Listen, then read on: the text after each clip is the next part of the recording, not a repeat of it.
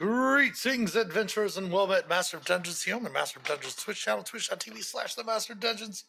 It is Tuesday, the second Tuesday of February, which means it's time for another episode of Vecna, Eve of Ruin, episode 17 tonight.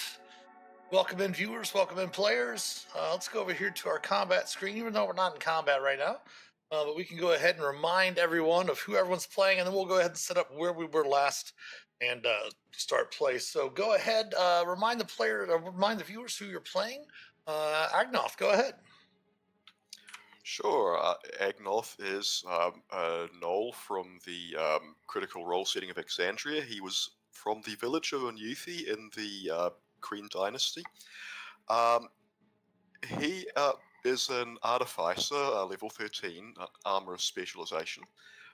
Ended up having to travel to Arizona to learn the tricks of the trade, and went traveling at one point in Jugal, met up with the 10 eels there, and various adventures ensued, which eventually led us to, Faerun, and then to some other places in this quest for likely to do with Vecna, we think. So Agnoth has a suit of magical armor, which he sort of clanks around in combat. Fairly tall. When outside of that, he tends to wear a cloak to not draw too much attention to himself, because most places gnolls are not terribly welcome, but, you know, he lets the rest of the party kind of cover for that. All right, thank you very much, Agnoth. And then we have Blink. Blink is welcome everywhere because he's always there to pave the way for Captain Renly, who had better be welcome everywhere. He is a fighter by trade. He's wearing a shiny new suit of armor himself, which is better than Agnoth's suit of armor because Captain Renly bought it for him. But he's still kind of rattling on it, rapping with his knuckles because someone took his chime away, so he can't make music anymore, and that makes him a little bit sad, but he keeps a stiff upper lip and doesn't let anyone know that. All right, thank you very much, Blake. And then we have Captain Ridley. Hey everybody, playing Captain Renly, the Asmar Pact of the Tome Fathomless Warlock, level 13. Also from the Critical Role setting in Nogvarat, and I spend most of my time either trying to explain things to Blink, keep Blink from being in trouble, or using my favorite spell, which is Conjure Eye Roll. Thank you, Captain Ridley. And then we have Das, the best, the blessed. Yeah, any and all of those accolades.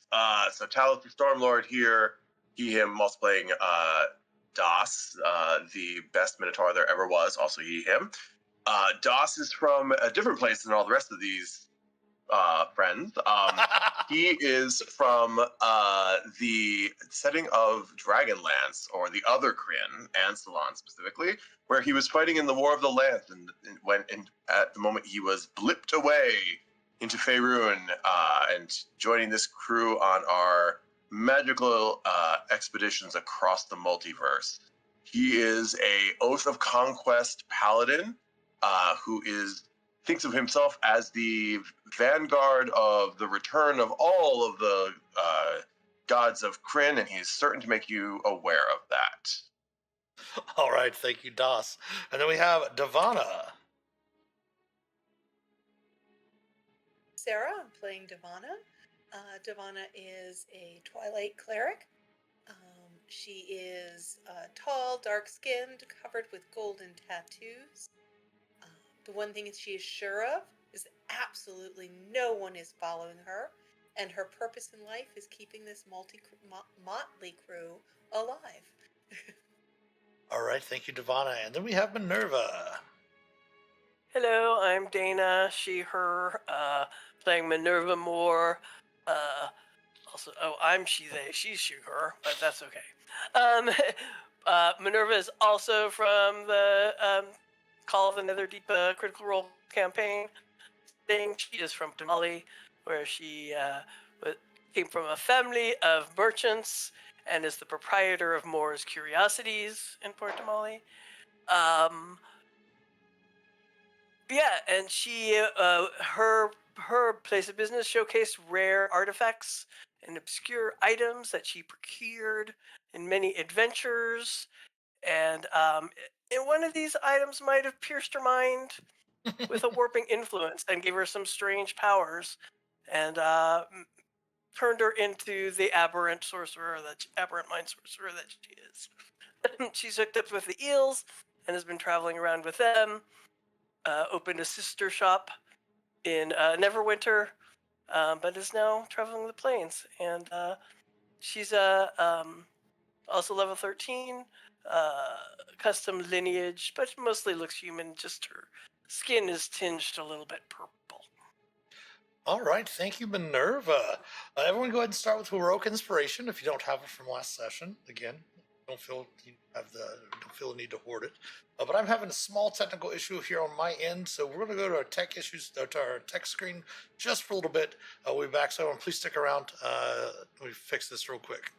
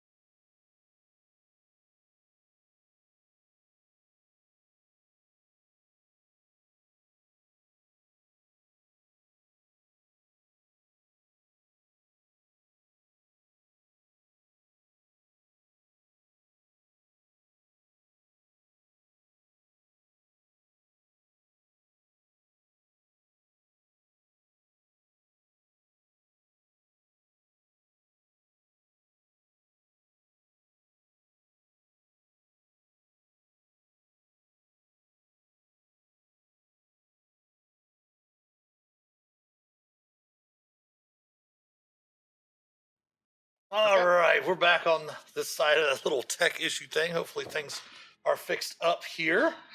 So character introductions. When last we left off a couple of weeks back on the last Tuesday of January, or fourth Tuesday of January, the characters were in an area of Eberron, the outskirts of Mount Ironrot.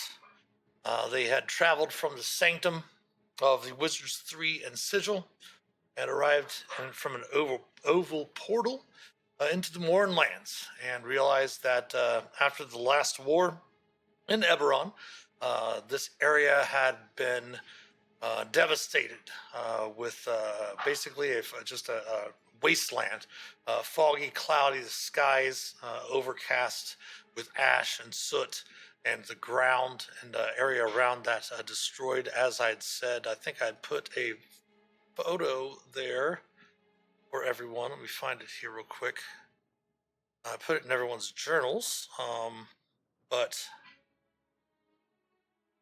some pictures of some of the ruined colossus that dot the landscape around. You can see the size of these compared to the medium humanoids at the bottom there. Pretty big.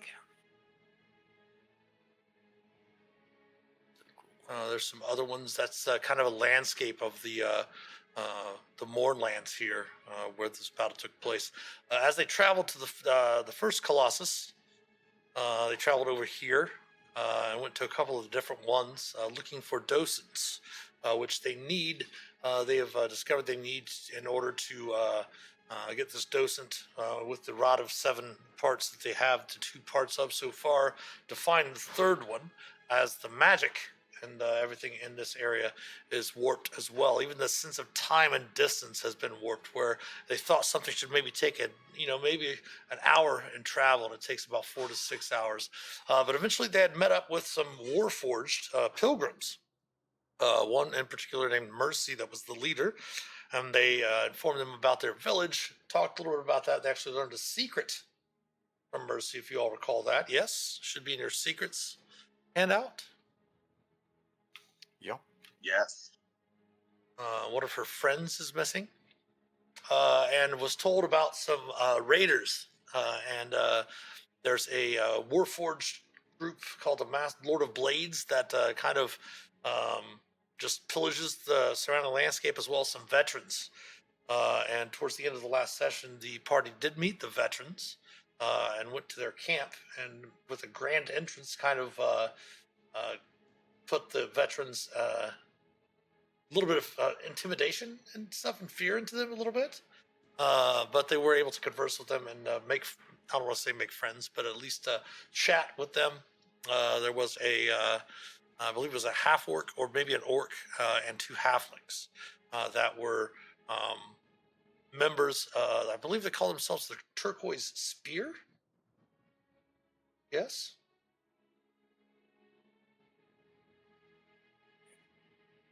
Yes.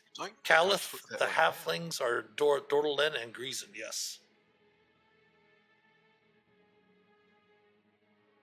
Yes, Turquoise Spear, a small platoon of Siren ex-soldiers that scour the Mournland. They were scouring the Mournland for relics and such like that. And there was an orc artillerist, if you recall. And they were wanting to find docents to sell in the markets outside the Mournland. Their home was this area before it was destroyed in the war. And they had also learned from the veterans that supposedly Aelos, the village where Mercy had told them to eventually meet up with them, supposedly has a stockpile of docents. And there's some sort of confusion about the relationship that the veterans have with the Pilgrim Warforge and things like that. So the party is currently at the veterans camp. After a long rest, everyone has the benefit of a long rest, and you find yourselves at the veterans camp still. And I believe we talked with the veterans the previous day, and they said they hadn't found anything in the Colossus that we previously visited, right? Correct. You had actually a couple of the Warforged pilgrims went with you to the second Colossus, as you had met them on the trek to the second Colossus, and weren't able to find anything there as well. They invited us back to their village, and we Yes. just decided to go the other way. Right. Yes. So- They were heading back to the village, and you were continuing down to check out the veterans camp, because you had found the smaller footprints, which now you recognize as the footprints of Dordelin and Greason, the halflings, that they had been around there scavenging as well. But the next morning, Captain Renly, Caliph kind of greets you as everyone's beginning to wake up and such like that. Of course, she actually probably comes over to the area where the Lehman's tiny hut is that you cast the night before. That magic seemed to work just fine. There wasn't a divination spell, so Devana didn't have to make any saves every time she cast guidance. But assuming, Blink, that you're up before Captain and standing outside. Of course I am. I'm getting his morning schedule set. Oh, excellent. Well, Caliph actually does approach and does come up to you. Up early, it seems. Always up, always on guard. You're going to have to check your weapons at the tent flap.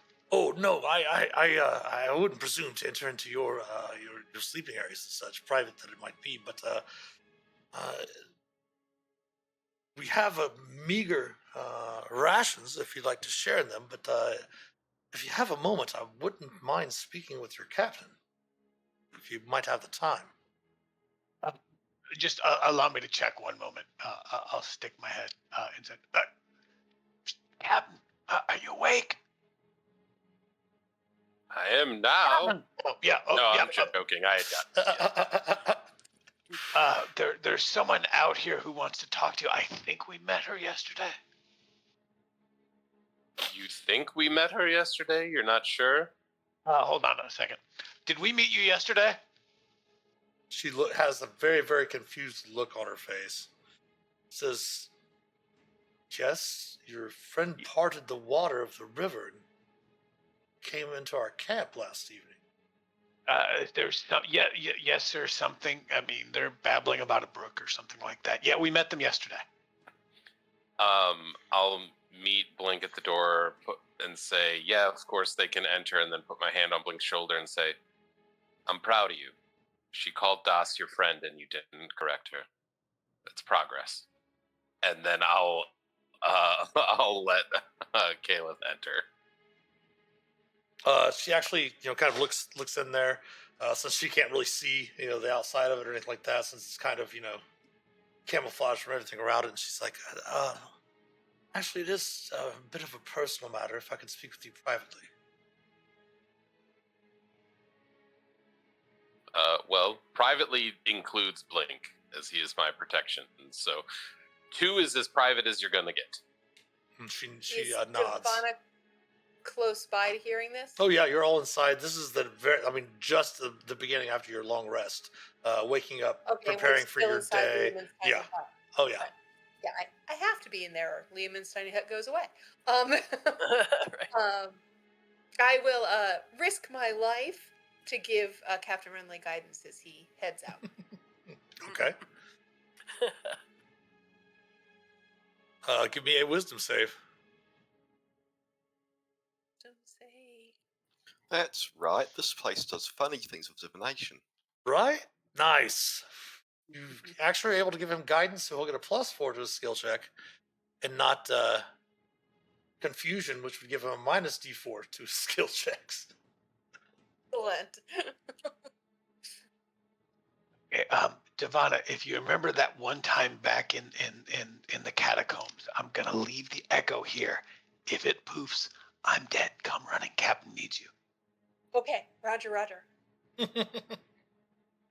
And she does take you kind of over by where their camp is. I mean, you're just off a few yards on this side of the stream. If you recall, that was kind of had like a purplish color to the water and such like that. But she takes you aside along with Blink and says,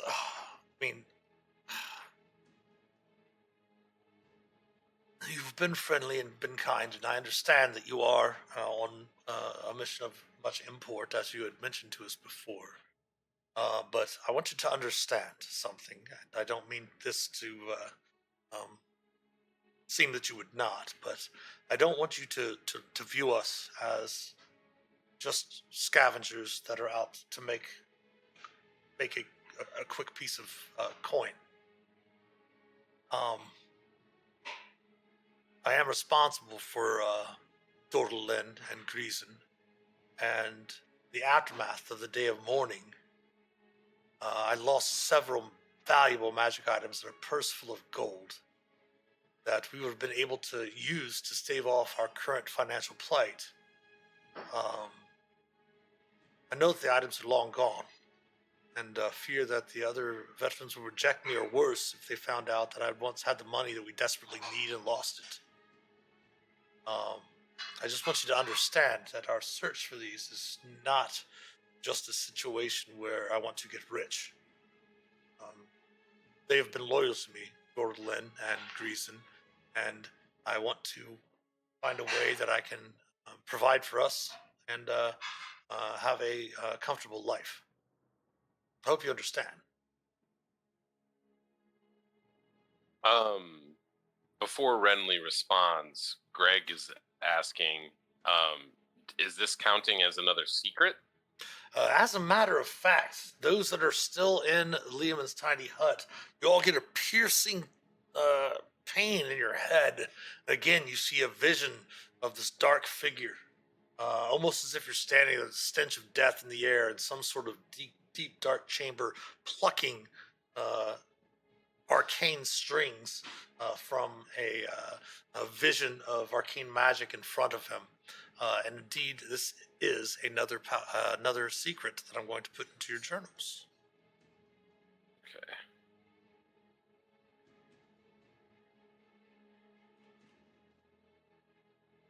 Sorry, I'm updating my journal.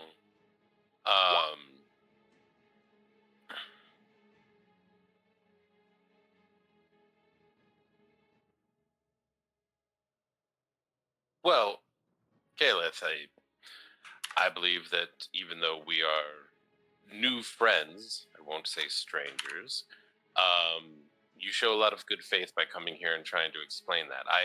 I completely understand, and I think it's important to note that motivation is important here, because for the other people that we are talking about, the Warforged creatures, you know, they have motivations that you might not agree with or understand as well. And if we're going to take your motivations into consideration, don't you think it's just as important that we keep their motivations taken into consideration? Give me a simple persuasion check. As opposed to a complicated one. Well, simple as in DC. Yeah. Okay, you can definitely see that she nods, thinking of that. My apologies, she said. I've been just so consumed by this information that I just was looking to do anything I could to aid Dortland and Greece and to make sure that they're cared for. They are a were a member of my unit, and I do feel responsible for them. No, you're good. I get it. And listen, we're here for our own purposes. Again, we have our motivations, and we're not trying to come into your land and completely shake up how you normally do things. We almost have a rule. It's like maybe a directive, and it's our prime directive. It's our number one directive, you might say. But no, we are not trying to get you. We're not trying to sway you one way or another, only to recognize that an open mind is very important, especially when you're asking folks to have one towards yourself. You definitely owe it to others to offer them that same grace. And I understand that. I just didn't want you to view us as thieves or scavengers, and the fact that we're just trying to do this for coin. There's a reason behind it. Hey, if even if you are doing it for coin, and that coin is to provide food and water so that you can live, I mean, I'd say that's a pretty good reason. As I look around here at these lands, looks like life's rough here, and if this is something that can allow you to improve your existence, I wouldn't hold it against you. But I repeat what I said earlier. I believe it shows good faith for you wanting to make sure that we understood this. She nods. Well, I will leave you to your travels then. As I mentioned, if you've spoken with some of the Warforged from Hyolos, you might be able to discern if they do indeed, from what we hear, have that stockpile of docents. Maybe they do, and maybe they don't. But I would, again, I'm not trying to tell you how to live your life or how to take care of how to take care of your friends, but we all might have the wrong impression about who's doing what and who's doing it for what reasons. So just open up that there noggin and recognize that things might not always be what they seem. Maybe we're all going to learn something new today. Link is really confused and hefts his sword. Open the noggin, sir. No, you lost him when you said you wanted us to understand something. We're all friends here, Blink. Don't worry about it. I mean, sir, if we're all friends here and she lost something, why don't we just go find it for her? We're all friends, just like you and Das. Anyway, open the noggin, sir.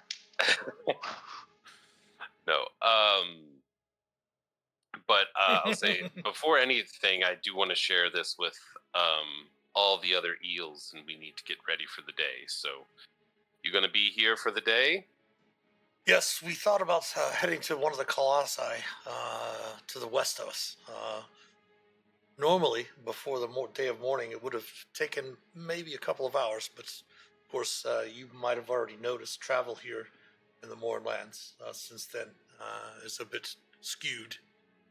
So, we're not here. Where I come from, they say time is a weird soup. But if we happen across another colossi or anything, can you give us a description of these items that you may have lost? I wouldn't want to take them and pocket them if they're something that belongs to you. I'm sure that they're long gone. The day of mourning was so long ago. I have no hopes ever finding them again. Well, but I will leave you to your preparations, as we must go ahead and prepare for our journey as well. So good luck. If you just want to follow the river on this side to the north, you should reach Ayala sometime today. She chuckles. Fair enough. And she will take her leave of you. And you can head back over with Blink to the rest of the party preparing. Thanks for not splitting open their head, Blink. Only if you say so, sir. Then brains everywhere. It's too early for brains everywhere.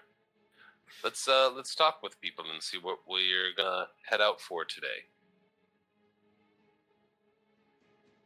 Hello. Eels assemble. Does that work? He's gonna say it. He's gonna say it. God. Flame on! You could grow on me. I will drop Liam's tiny hut as we all get up and are ready to head on our day. Mm-hmm. Do we have the idea that the gold that we have would be meaningful at all, or do we think like the gold we have just wouldn't be meaningful here? What do you mean? Like spendable? Like our actual gold. Like if I left some for them, would it be valuable? Perhaps. Go ahead and give me an insight check. Okay. 18. After Rinley explains everything, you do definitely sense that Caliph might, be, I don't want to say upset or angry, but might be just a bit offended, as they're definitely, the whole reason why they're doing this is they don't have to take charity, as it were. Her pride would probably have an issue with it. Oh, okay. So I will not leave a big pile of coin. Okay. I might accidentally drop a yes, I'm going to accidentally drop 2 gold. That is practically nothing. I don't think it'll help, but I will just make it fall to the side, look like it's just dropped out in some way. Not like I've left it for them in charity. Okay. So anything else anyone wants to do as we're preparing to head out? Any daily spells? Anything of that nature? We could always say we found like a whole, but like thousands of gold, and we want to give them their fair share, and just give them a couple hundred gold. But you know, that's. I know we're also trying to look for docents, and we and do what we need to do here. So, but as far as casting for a day, I don't have anything. I think I need to prepare for the day. Anybody else? No, but sir, speaking of what we need to do, Devana, I think you dropped something over there. Thank you, Blink. Thank you. I think we can just leave it there. I think it's okay. Actually, Blink, do me a favor and give me a perception check.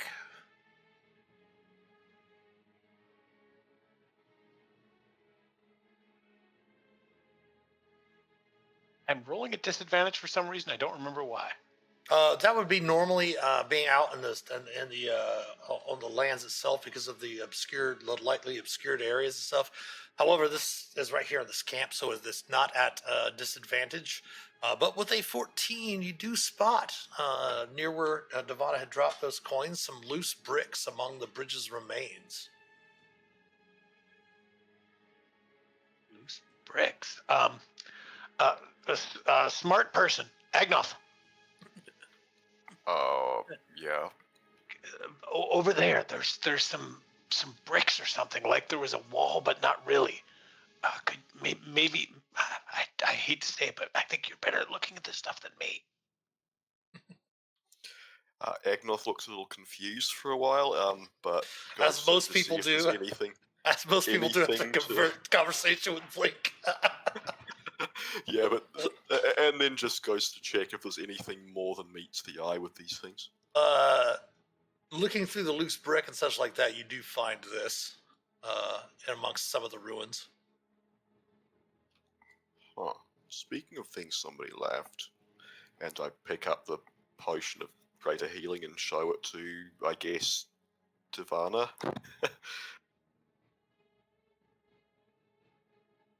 Devana will take this as a good excuse to leave 50 gold where we found that potion of healing in exchange. Okay. It's not charity, it's exchange. Okay. And the turquoise sphere has since, as you guys have finished up preparing, getting things together and such like that. Hey, Zargon. Oh, thanks so much for the bits. Very much appreciated. Very cool. Welcome in, welcome in.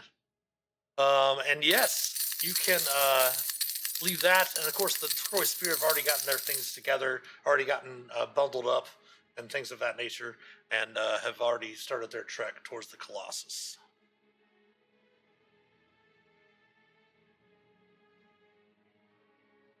All right.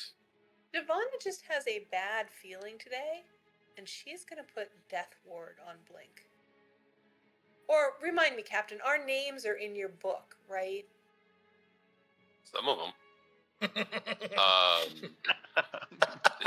Yeah. Which some of ones them. would say? It's random every day. Well, as Das asks that, he goes, "Oh yeah, you're definitely in there." Give me 1 second here. Blink, Agnoth, Minerva, and Devana are the ones in the book because Das, you can, you got those hands that you can lay on that just help yourself so much. Because you can only have so many in the book, right? Yeah, that's the reason. Is you can only have so many, and actually, it doesn't work. Where like if Devana goes down, she comes back up, and then if Blink goes down, he comes back up. It's like, nope, those are the people in the book, and if one of them go down and that gets brought back to one, that the book can only do that once per day. And their name is taken out of the book then, and they have to re-sign it. Is that how it works? Yeah. Mm-hmm. And you can't just write your name a little smaller. No. It's got Bill John Hancock there. Need such a thing from you anyway, so that's fine, and we're all good anyway. I just didn't think you could sign your name. I'm sorry. All right, well that's quite enough at this point. Devana does have this Das bad will. feeling. Well, sorry, go ahead, Devana. Oh, I'm going to put Death Ward on you then, Doss. Well, thank you then, Devana. And if I could ask you for just one more quick thing, my lady, if I could get your quick blessing as I take myself into the skies, and he will climb up on the back of Das Dragon, or Brazen, and lean forward for a moment if Devana would benite him quickly with guidance. I will. And he will... Ooh. Roll the 12. Well, I can't flash a genius that, should I? That's up to you. I'm going to do that, just in case. All right. Oh, yeah, I'm That's not +5. sure what that DC is. I mean, if he falls, is it really much of a loss? That would have been a failure because your DC is a 15. So with the Flash of Genius, you don't feel the pain in your head from the divination spell, and guidance will work properly. And you can go ahead and head up into the sky. Again, as I mentioned, the sky is still filled with ash and soot as well, still giving you lightly obscured once you take flight from this broken bridge near where the veterans are camped, and can start kind of scouting ahead, as it were. So go ahead and give me a survival check if you would, Das.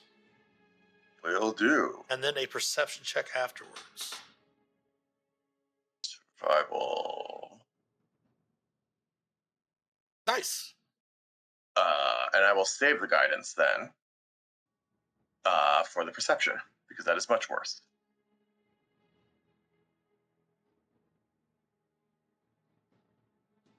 Right. That was the right answer. Nice. 15. 18 survival, 15 perception. Excellent.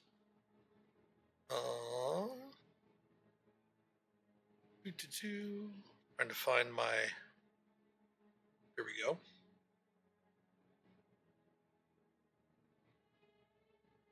All right. So yeah, you are able to kind of, with your survival check, able to maintain traveling. The area where your companions will be traveling along the river to scout around, and you do note that just depends on how long it will take, how much the time will dilate, such like that traveling.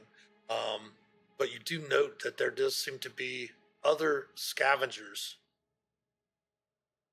between here and what you assume to be Ailos, that might be encountered along the way with your companions. Not sure exactly what they are. You'd have to definitely get in closer, but if you want to brave it, that's up to you. You're not sure exactly how long it will take for your companions to get there again because of the time and space dilation, because of the magics. And the rest of you... Oh, go ahead. Yeah. No, get them going and come back to me. Yeah.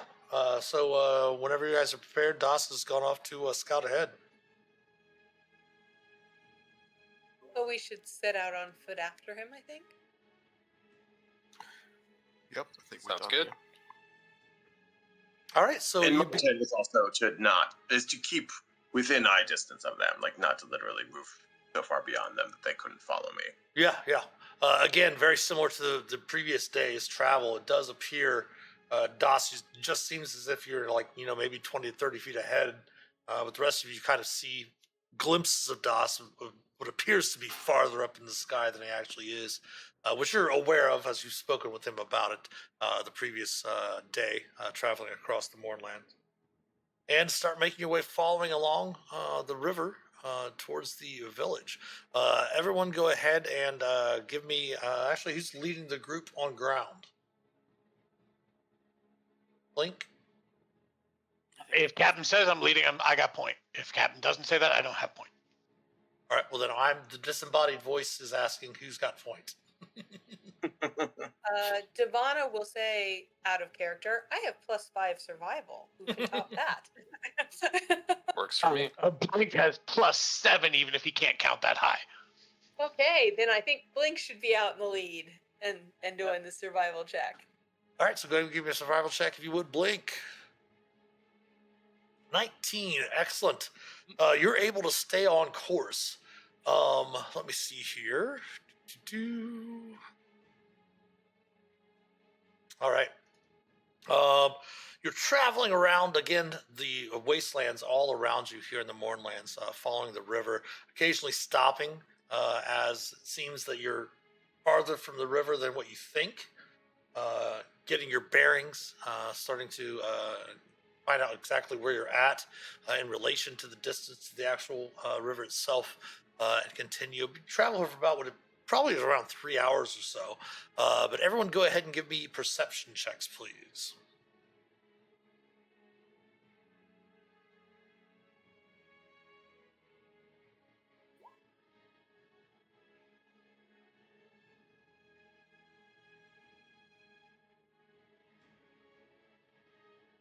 Keep in mind this is disadvantage because of these obscured, lightly obscured area. Thank you, Renly, for remembering that. Oh, it's just always. I won't have forgotten. 21's my look. Yeah, Okay. Agnos and Devon did great. So 10 for Minerva, 9 for Renly, 21 is the low for Devana. Agnos is 27 is his low, and Blink's is 4. Okay, so Blink, Renly, and just Blink, Renly, and Minerva. I'm sorry. You will roll initiative with disadvantage, since that's all the surprise condition does. Since we're using the surprise rule for 5.5 as part of the homebrew. So everyone, go ahead and let me move you over to our wonderful generic parchment battle map for random encounters. Sorry, Sarah. Devana would know this. Sarah can't remember. Do we have our message earrings? I believe only one of you has it. Yeah, only one person has it.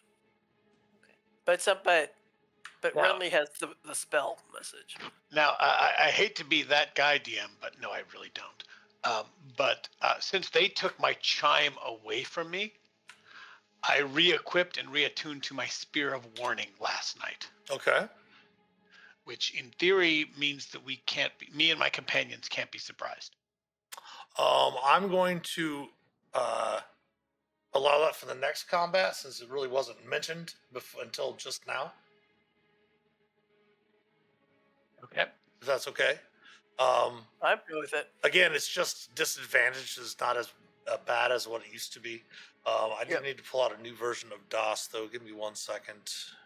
Well, that was actually my question for you: is where am relative to this? I actually might not be close by for this. You're about maybe 60 feet away. Okay. That's why I was asking about messaging, because I would immediately if we had the earrings, I'd be messaging you. Got it. Okay. So let me put DOS up here a little bit ahead. I'm going to bring you over here to the map while I get everything ready to go. Here we go. So DOS is up ahead a little bit. We have Blink in the front. Go ahead and arrange yourselves just right in this area here. Your marching order for me. I'll pull out.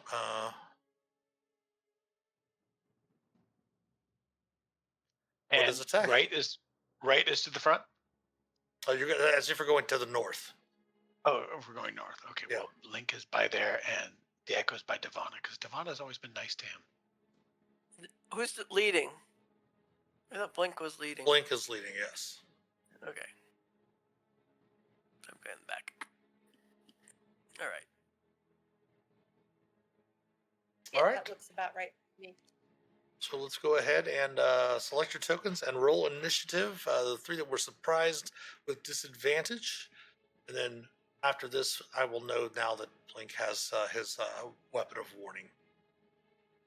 I mean, maybe they'll give me another toy and it won't matter.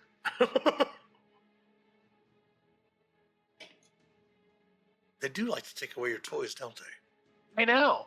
Well, What didn't query? wait, that didn't roll it. Oh my! I actually, that's a 20 at disadvantage if you hover over. It is. 20s. It is. Nice. You're supposed to ask me. So that's right. My next one was better. Oh, ignore the second one. Why did it do twice? That's weird. It says 17 at plus, and 20 was Blink's roll. 14. Should be able to change it into the initiative you're on your own. Yep. There we go. All right. These definitely do not appear to be the. Actually, I'm sorry. That was it. That was not correct. Let me roll again to be fair.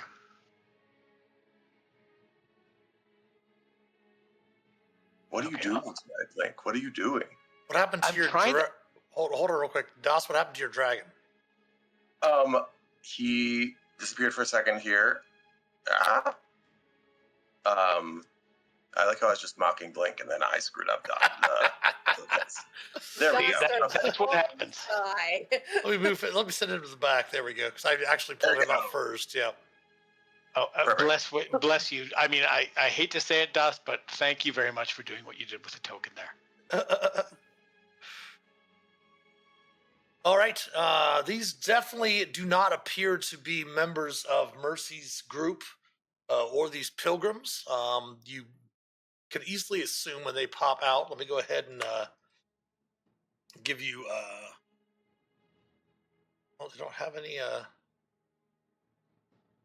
handouts for their any art handouts for them. Huh. Interesting. But they do definitely seem aggressive as two of them are up first.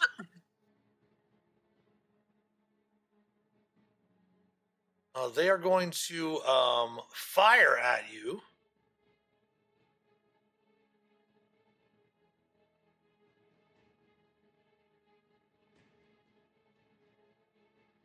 The first one, this one over here is going to fire at Blink. AC of 11 will miss. AC of 26, Blink. That will hit. 8 piercing. And the 12 will miss. This one over here is going to fire at Devana. Hey now. 17 misses, 12 misses, and 15 misses. Then they are going to advance forward. You have 30 feet of movement, 5, 10, 15, 20, 25, 5, 10, 15, 20, 25, 30. Devana, you are up. Devana will, of course, do what Twilight clerics do and light up Twilight Sanctuary. So everyone will get 15 temporary hit points at the end of your turn. And Captain Renly, none of these have the colors of blue and red. That's fine. Devana had asked before you had Gotcha. done those attacks, so I was just replying. Yep. Thank you. We knew. I couldn't remember. I will say, hey, we mean you no harm. There doesn't need to be conflict here. You could say that as a free action. Do you have any bonus actions? Bonus would be Twilight Sanctuary, wouldn't it? No, I think Twilight Sanctuary is Twilight Oh, that's an action. Okay. Yeah. It's nothing that I want to do now because I really want to try to. Yeah, no worries. Hey, there's no reason for No worries. conflict here. And for those watching, we are using the 2014 spell rule, the spells from the 2014 description since we started this campaign before the 2024 rules came out. We're using some of the new rules, like being able to move through each other's spaces without a difficult terrain and such. Okay, Devana, they do not seem to be relenting in their assault. Minerva, you're up next.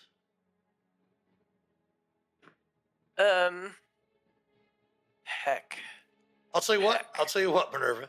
We'll give you a little bit of time to think on that because we do have an ad break coming up.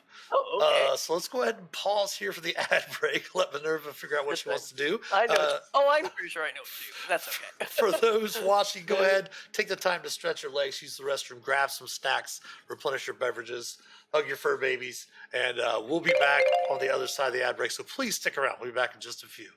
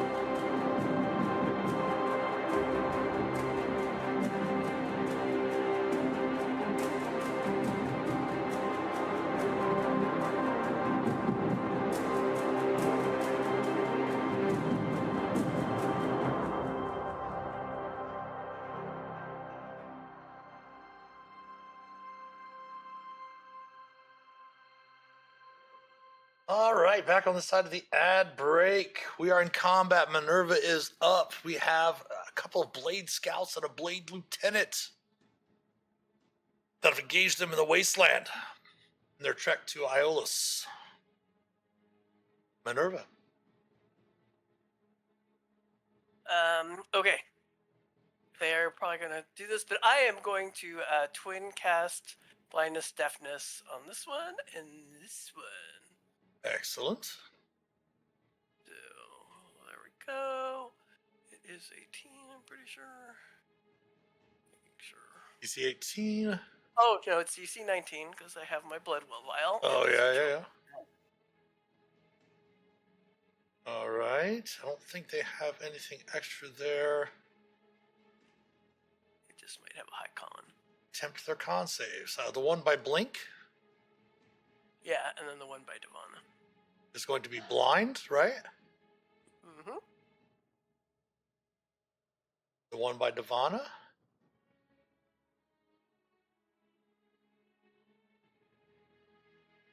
Is going to save. Well, that Ooh, was, it's like Double 20s. that was a waste of 220s, but okay. All right. That's good for you I'm going guys. Here's something I didn't think of until I saw somebody mention this. I'm like, oh my god, why haven't I ever done this? I am going to use my tentacle, my telekinetic shove, to actually pull Devana back if she will willingly fail away from the guy and put him between Blink and Sure. Blink Do you want Echo to and fail Renly. that, Devana? Yes, I do. Thank All right, that you. is forced movement, does not provoke an attack of opportunity. Yep. And a turn from And, Minerva? Yeah, I'm just going to move back just a little bit. All right. And go ahead and take your 15 temporary hit points. Great, thank you for reminding me. And that brings us to Blink. Sir, Devana said we mean them no harm. Please confirm. Oh, I think we mean them. We mean them harm. They're not responding, and they're coming after us and trying to hurt our friends. Defend Okay. us, Blink. There 6 is- seconds, sir. You can be quicker than that. There is Okay, one right defend us. here, Blink, with you that is blind. So you do have advantage on your attack rolls against that one. All right. Well, then, yeah, of course. With advantage. Great Weapon Master. 23 will hit. All right. Lather, rinse, repeat. 22 will hit. And 24 will hit. I do love advantage. Yeah, it's Um, fine. And again, keep in mind, those watching, we are using the old version of Great Weapon Mastery. We still use Sharpshooter as it is for the homebrew games, at least. And I will move my Echo up over to here, Okay. daring him to leave my Echo Sentinel range because Blink has that tactical smarticle particle. Yes, he does. Renly, you're up. All right. Let's see. Aiming at this one. Pew. Missing. Oof. Oh wait. No, not at advantage. Yes, that is a critical failure, though. Go ahead and roll me a percentile dice. Because we're playing homebrew, if you recall, not Adventures League. Oh. You're okay. All right. It does not go the astray. second one was a 20. A 20 will hit. 11 points of force damage, and I'll push it 10 feet back. I don't want to be able to come through at Minerva. All right. Is there any roll for? Does the Echo have any like dexterity save or anything of that nature? No. No, I Spelling mean- fast. Now he's just there. Okay. No worries. And then I will try and finish this one off with my third blast. Ooh, crit. That might work. Nice. 20 points. Nice. Still up? Yes. Get him, Stumpy. Yay, Stumpy. Yeah, that's advantage too. That will finish that one off. And then I'll move Stumpy here in case that guy wants to come back and mess with my friend Devana. And I've already got my 10 hit points. That's my turn. All right, Agnoth. Agnoth balls the fists of his gauntlets up and saunters on up to this one, saying, I think it's time for some percussive maintenance. 22 will strike true for 13 thunder. 22 for 10 more. And that's it. All right, the lieutenant is up.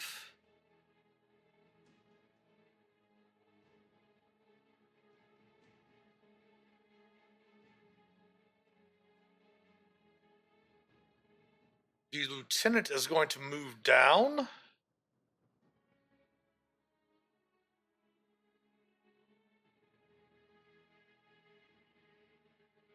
Actually, no, the lieutenant is not. The lieutenant is going to stand back here. They're going to use their bonus action, however, to command ally on the one on Agnoth. It is going to go ahead and make one melee attack using its reaction and has advantage on the attack roll. AC of 25, Agnoth. Let's see. I don't have shield. You mean I damaged Agnoth? You mean I finally damaged Agnoth? I think you might have. Oh What my do goodness. I have? Nope, that's it. A Flash of Genius doesn't increase your AC, so yeah, that hits. 9 slashing. That was not a natural 20, correct? No. No. Okay. Then the Blade Lieutenant is going to use his actions to use his Javelin Launcher at Blink. 26. It hits. All right, 15 piercing, and you gain the prone condition. Uh-oh. The next one is going to go at Devana. Missing. And then one at Captain. Go ahead. Blink should have had 15 temporary hit points. I saw his hit bar go Mhm. down. Oh yeah, I was told there would be no math. You're right. So those the temporary hit points are just gone now. No math required. Put your hit bar back to where it was. And then another, his third attack at Renly. AC of 18, I don't think hits Renly. Maybe? It would, but I'll cast shield. Okay. And then the Blade Lieutenant is going to advance. Das. All right. 1. Oh no, I need to do them both. 2, 3, 4, 5, 6, 7, 8. That is 40 feet of movement. 9. Actually, we'll even swing here. 10, 11. And land, which I think basically will take all of Das Dragon's movement and dashing. Okay. And then I will attack with my lance. I have advantage on this because it is smaller than my mount. So let's see here. And I will, so advantage, just use straight up advantage. Crit. Amazing. Critting. All right. We are going to throw a 4th level smite on that. Mm-hmm. So this is all the sort of immediate initial damage there. And then a 4th level smite would be 5d8. So we're going to do 2 5d8s because of the crit. Mm-hmm. 36. All right. 10. Yeah, 21 plus 26. So 47. 57 because it was actually 36 from your smites. There we go. 36. Das can't do math either. That's okay. All right. Intelligence is both of your dump stats. It's okay. We understand. Yes. Yes. Attack number 2 with the lance.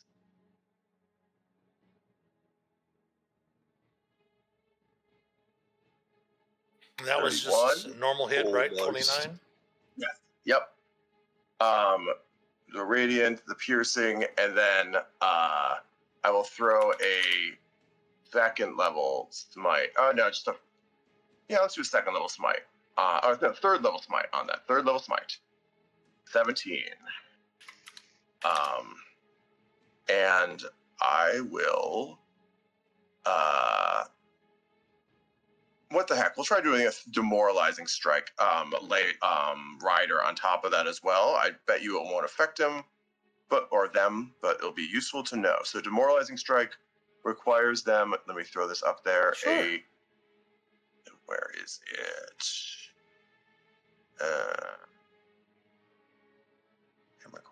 Sorry, there's so many. DOS has so many powers on his character sheet. I lose track of them. Here it is. Demoralizing strike. Needs to make a DC. It will be 16 saving throw or be frightened if it can be frightened. Wisdom? It is a wisdom saving throw.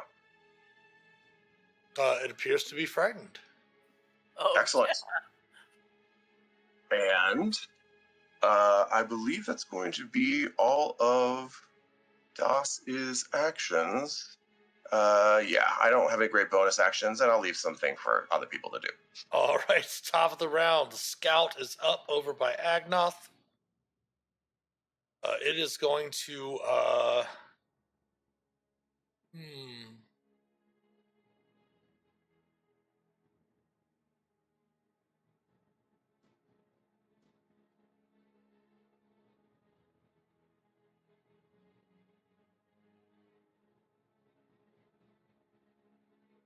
It's going to use a bonus action.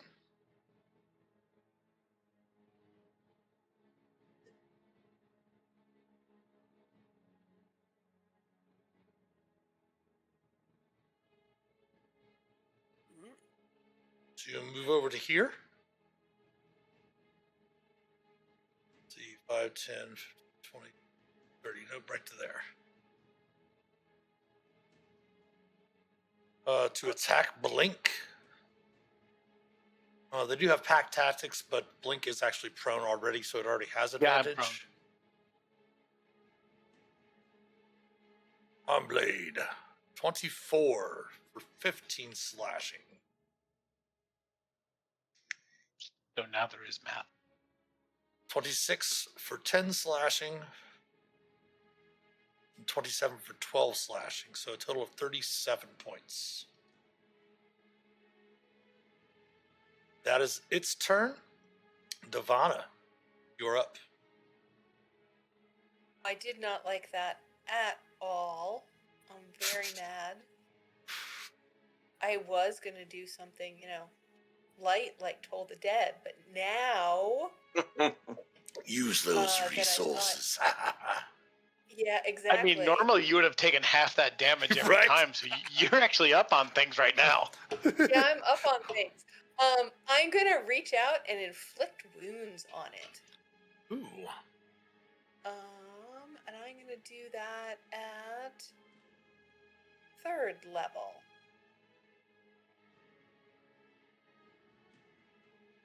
Good evening, Captain Ken. AC of 16 on the scout right in front of you? Yeah. Will miss. Heroic inspiration if you want to use it. Oh, yes, I will use my heroic inspiration. Thank you for the reminder. 20 will hit.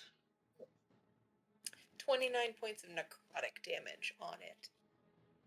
And they are not resistant to necrotic damage. Excellent.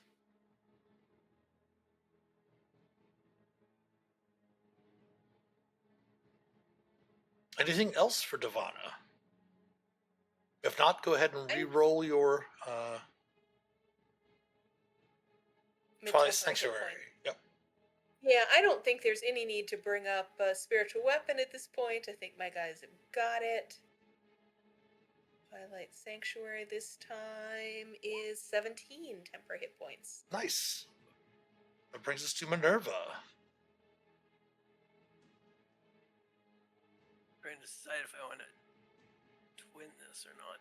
Now, I'm just going to cast Dissonant Whispers on this one at 2nd level. Okay. And we'll see how they do with psychic damage. Did it not go? Oh, weird. Let's try it from this side. Did not like that. There we go, 2nd. And that's again 19. Oh, good, that one worked. Wisdom save.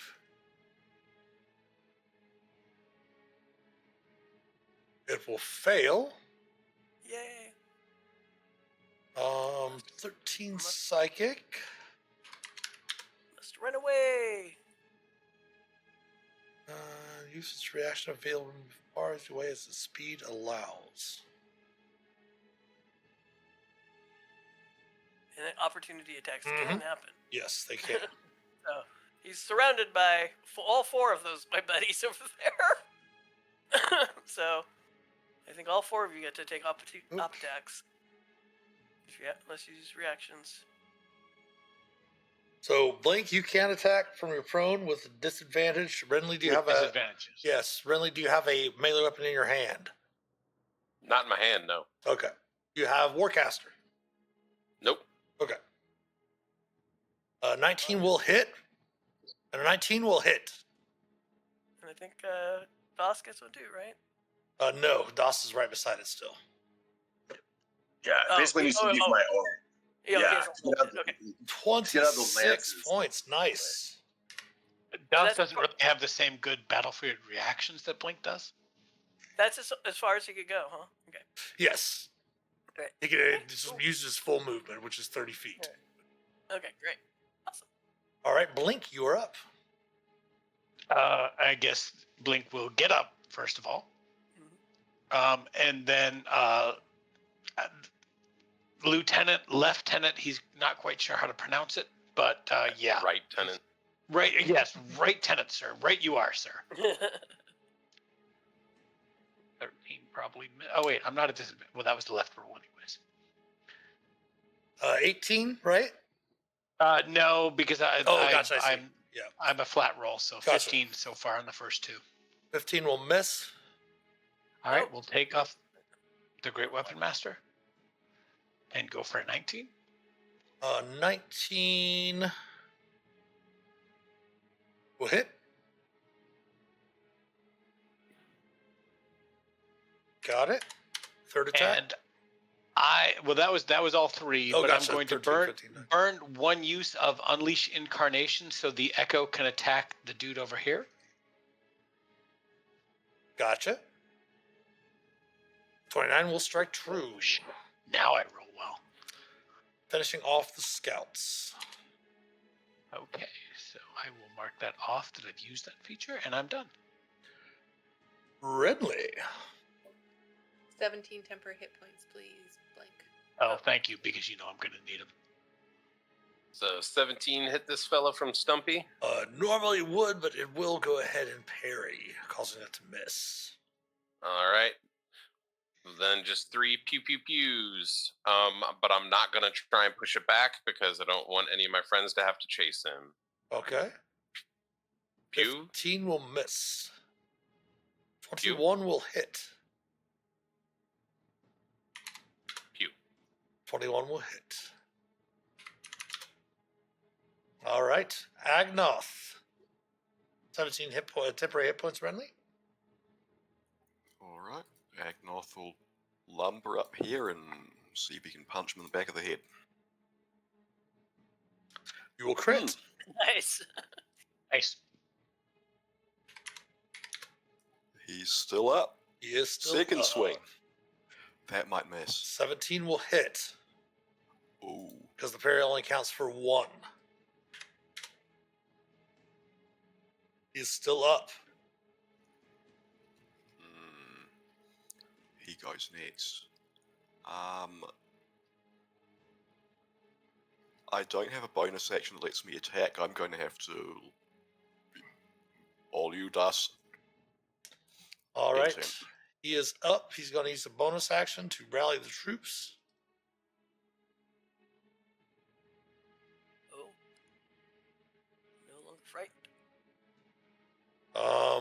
Seeing that the one that is most wounded is Blink, he's going to try to attack Blink again.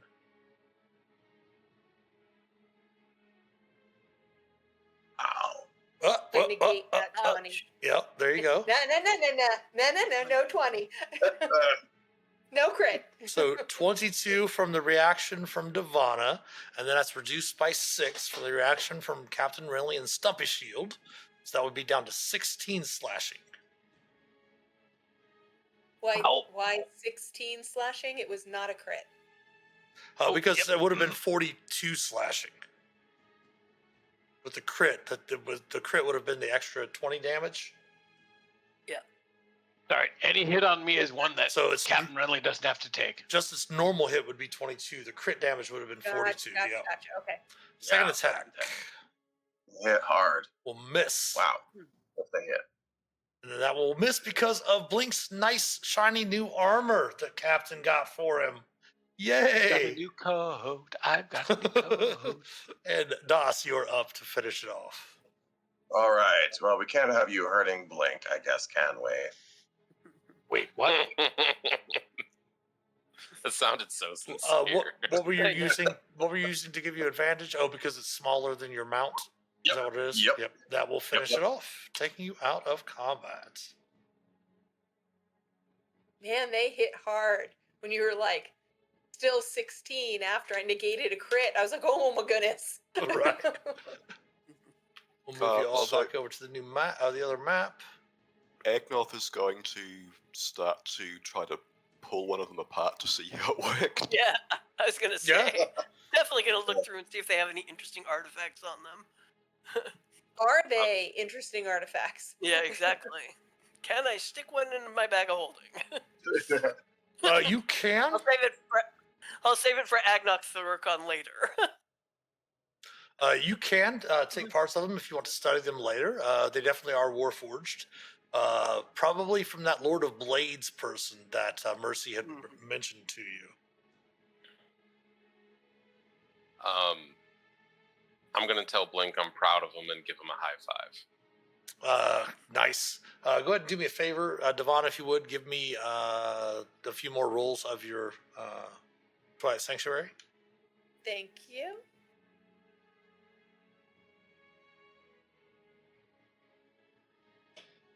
Keep going. Come on, roll better. No doubt. Or just roll different. Oh my goodness. Yeah, Dear Lord. I'm resizing my screen. Hold on. There was only 2 Oh, rolls. that made it worse. There's only That's 2 all rolls. right. So it's We have 3, 70. 4, 5, 6, 7. Give me 3 more. There, Okay, 17 at least again. different. And last 17's the high. Yeah. Oh, And you said 3 more. yeah, one more. One more try. Come on. Nope. 17. All right, so 17 is everyone's temporary hit points. And something else, I don't know if you all remember this. I just realized this while we're in battle. With the Hero's Feast, we had all gotten 9 max temporary hit points. So Yeah, please adjust remember that, to yeah. lower. Yeah, I Yeah, had not. I did. So but I didn't want to interrupt us mid-battle with that. Fair enough. And Blink, did you get the 10 So- heal from Renly? I just want to note that if that were an 8d6 fireball, it would have done 20 damage. That's all.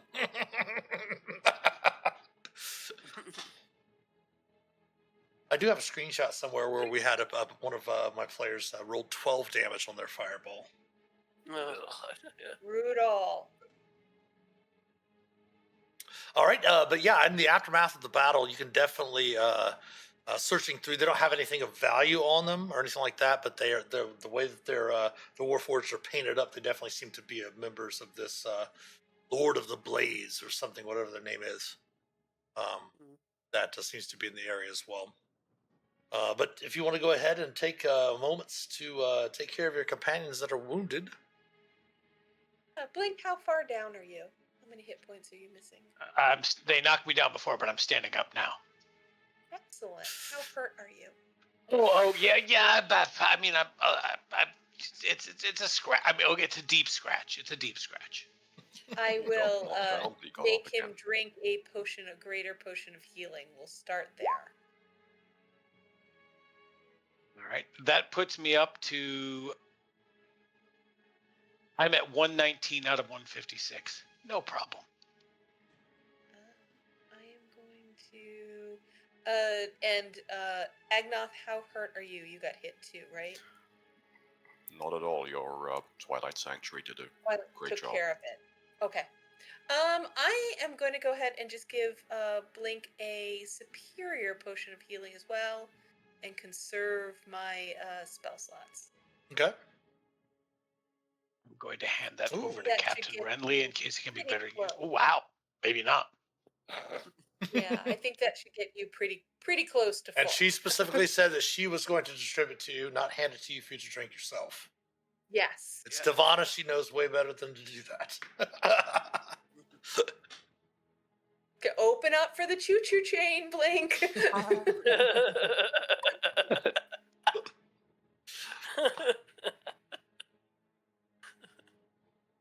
All right. So is everyone ready to continue on? Yes. go. It does take you another 3 hours to travel. It did take you 6 hours traveling between these two locations. But by about a little after midday, you do come to the outskirts of Ialos. Let's move everyone over to this other map here. Sorry, what was the total time that we were traveling? 6 hours. Okay, so 2 hours left of my armor. Everyone, I'll just pull everyone out here. 1 second.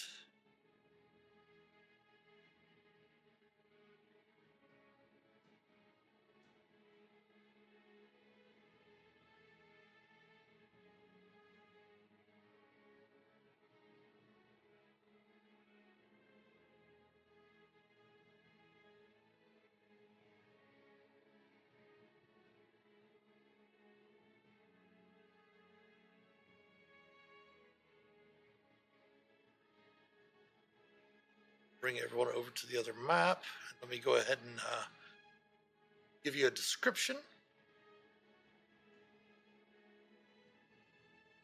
You see a windmill towers above this ruined village. The windmill's sides and blades are reinforced with badly rusted steel plates. The attached wooden outbuildings in shambles. Muddy roads separate the mill from the ruined buildings. The center of a nearby intersection stands an eroded stone statue of a humanoid draped in colorful scraps of cloth. And you do see a number of pilgrims kind of in this area. See how many we have.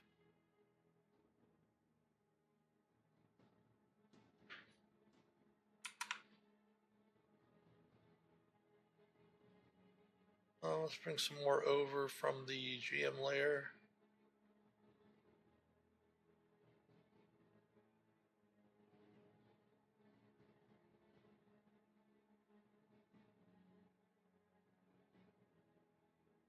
Appears to be like there's looks around like 7 of them kind of in this area here, milling about.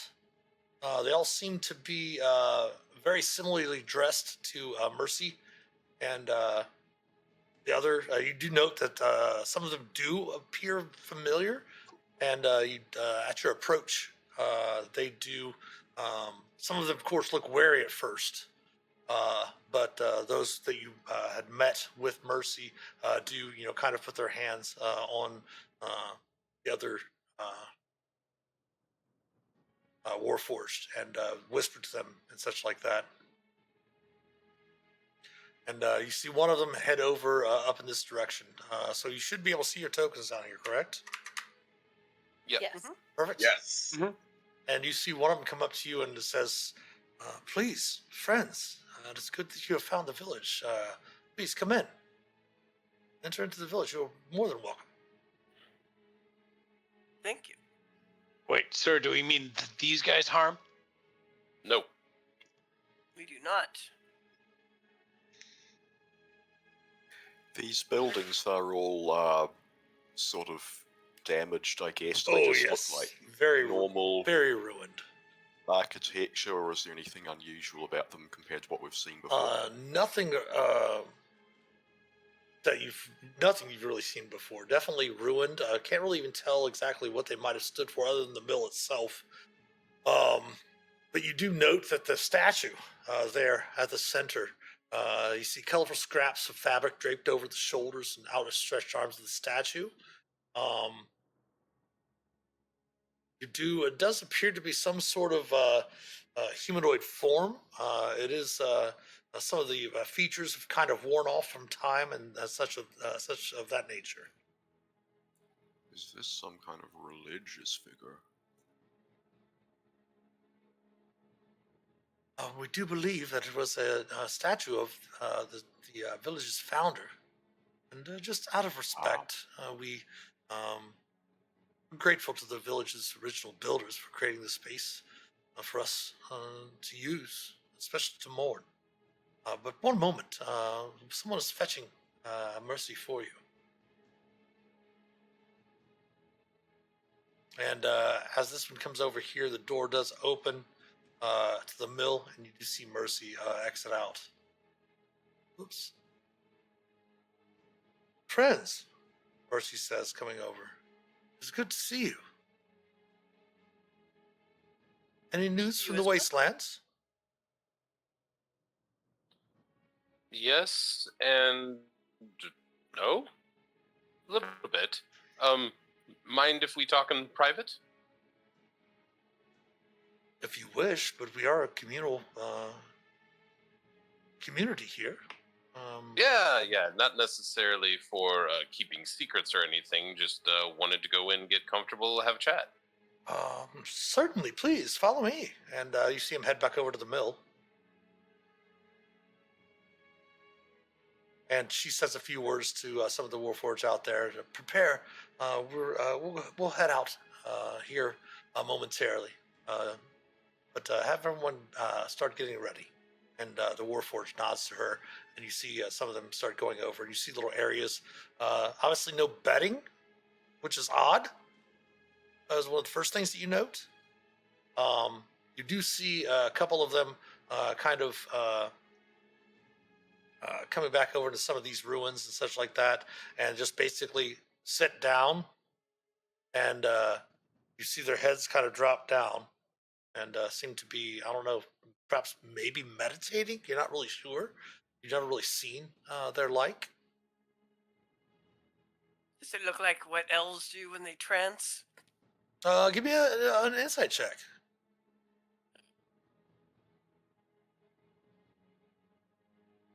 I mean, obviously they're quite different, but Agnoth, if you want to make the check as well, since you are an artificer. Nice, Alright. Minerva. Something similar. Does seem as if they're in some sort of regenerative state. You're not really sure exactly what it is. Same thing, Agnoth. It does seem as if they, with them being mechanical constructed creatures, they do seem to have some sort of way that they rejuvenate or replenish themselves in some sort of state. Yep, rebooting and installing updates. There you go.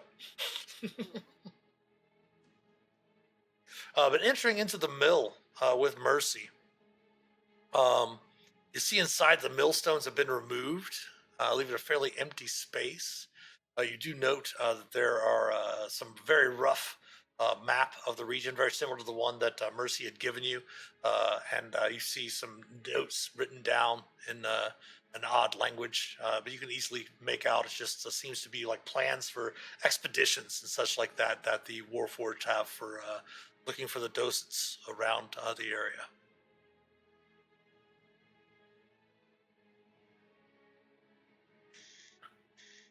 And are we in here now? Yes. Okay. Feel free to move your tokens. That's fine. Well, Mercy, I thank you for welcoming us into your camp here, into your village. We did come across some of the people that I think that you mentioned, but I gave a couple of questions we were hoping to ask you, if that's all right. Of course, friends.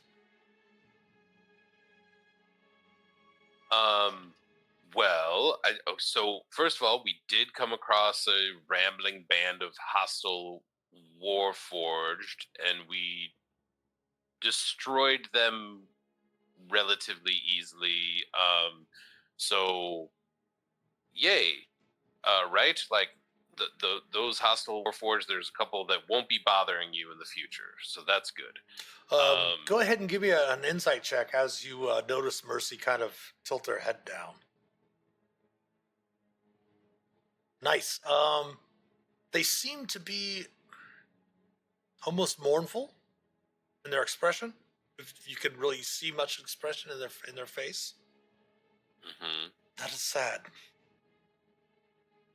Well, we did try, and actually, I mean, I'll gesture to Devana. Is like we told them that we mean no harm. We'd be willing to talk to them, and having. Oh no, she said. Or they say. My apologies. I did not mean what your actions were in any way inappropriate. I just meant that it was sad that so many of our people have joined the Lord of Blades instead of joining with us. As you can see, she says, she gestures to these stairs over here. We are very mindful of those Warforged whose light has gone out, and we keep them below as remembrance to them, what they were like in life. Yeah, this Lord, I mean, Devana here said we mean you no harm, and they came up and they just stabbed me, just right in the face. I mean, why? What's this Lord doing here? I do not understand what they're doing either. Like Mercy says to you.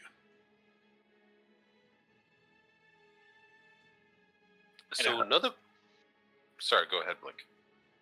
Oh no, I'm done, sir. After you, sir. Always after you. Another question that we come up. I know we had talked recently that we were both kind of looking for docents, and we know that they hold significant importance to you.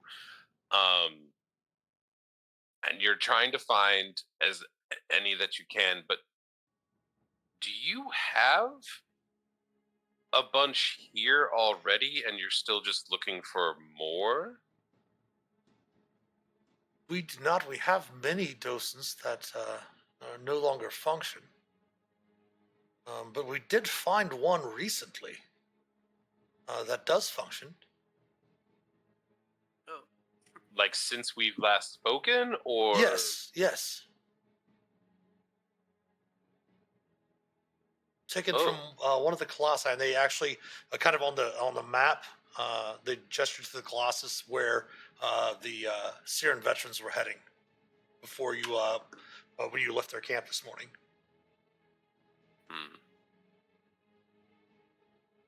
And would we know that like the docent has to be active and working for it to point us to the section of the rod that we're looking for? You're not sure.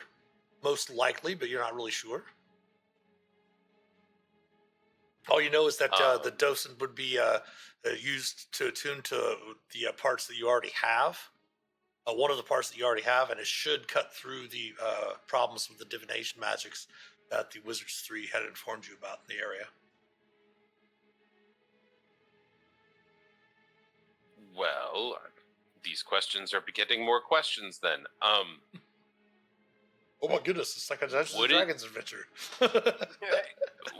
Would it be possible to see and maybe use the docent briefly? But again, we're not interested in keeping it. Right, Eels? No, we're just hoping that we could borrow it for a moment to see if it will help us with an item we have. I mean, that might take more than a moment, though, right?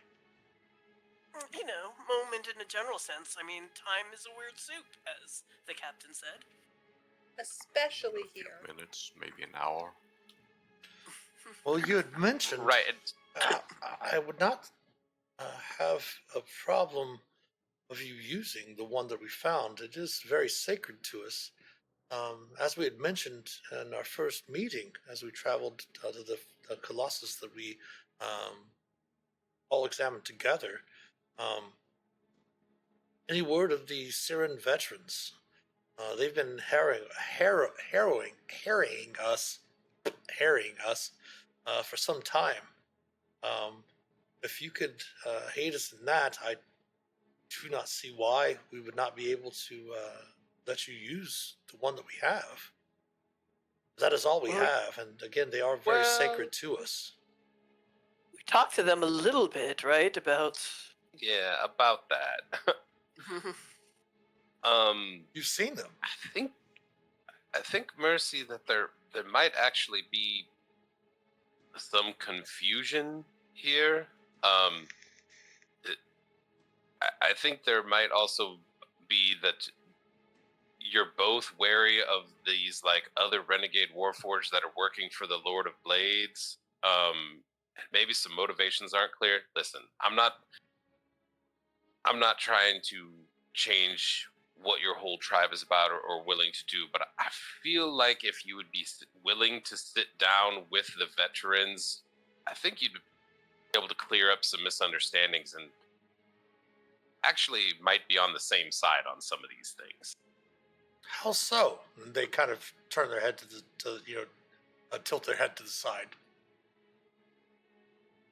Yeah, and I've never seen a warforged that's hairy. Not yet, anyway. And very innocently, Mercy looks to Blink and doesn't understand what Blink's saying. This generally, Blink, this is the first time probably in your life that you've seen someone genuinely inquisitively look towards you, and not in a eye-rolling way that Captain likes to summon. Well, and just so I have this clear, because we've only spent one session in Eberron, like the veterans are not working for the Lord of Blades, right? Oh yeah, you know that, yeah. No. Okay. Well, listen, things have been rough since the war, right? And the veterans are they're not working for the Lord of Blades. I think they could be an ally to you against the Warforged that are working for the Lord of Blades. And listen, they're not just looking for docents because they want to rob you and become rich. Like they're trying to live and be able to support themselves. And if that could be done with things other than docents, they would be more than open to that understanding. That's what I'm saying is like, listen, we don't have to be the diplomatic mediators here for you. I believe that you can do these things yourselves, but I think you don't have as many enemies as you told us.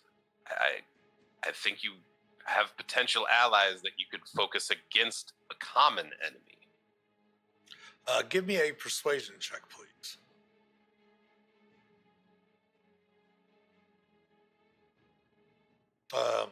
Mercy looks at you and says, they mean us no harm? They just want to survive. No, right, and docents have a lot of value, so they're not trying to steal them from you because, like, hey, we know they're significant to you and we don't want you to have them. They're just the most valuable thing around, and that's why I want them. So if there's some kind of agreement that you all can come to, Mercy, I don't mean to be insulting, offensive whatsoever, but like, do you need food? I do not understand. What is food? Yeah, see, all of us, we need to like eat and drink things to keep our bodies going and alive and moving, and so do these veterans here, and that kind of stuff costs money. They're trying to make the living. Docents just happen to have the most material value. I know that they're very significant to you for other reasons, but like that's why they're looking for them, not like war against you by any means. It's just, and they're not trying to become, rich and lord over people. They're just They're just trying to make sense of this kooky world after the war, and Might I ask seems you? like you're trying to do the same thing. Might I ask you a question? Of course, I'm I- asking you all kinds of I ones. do not understand two things you spoke of. Value and rich. Ah, okay. And I will like think and then stop and then think and then stop and then think and then stop and be like, Agnoth, can you explain like economics?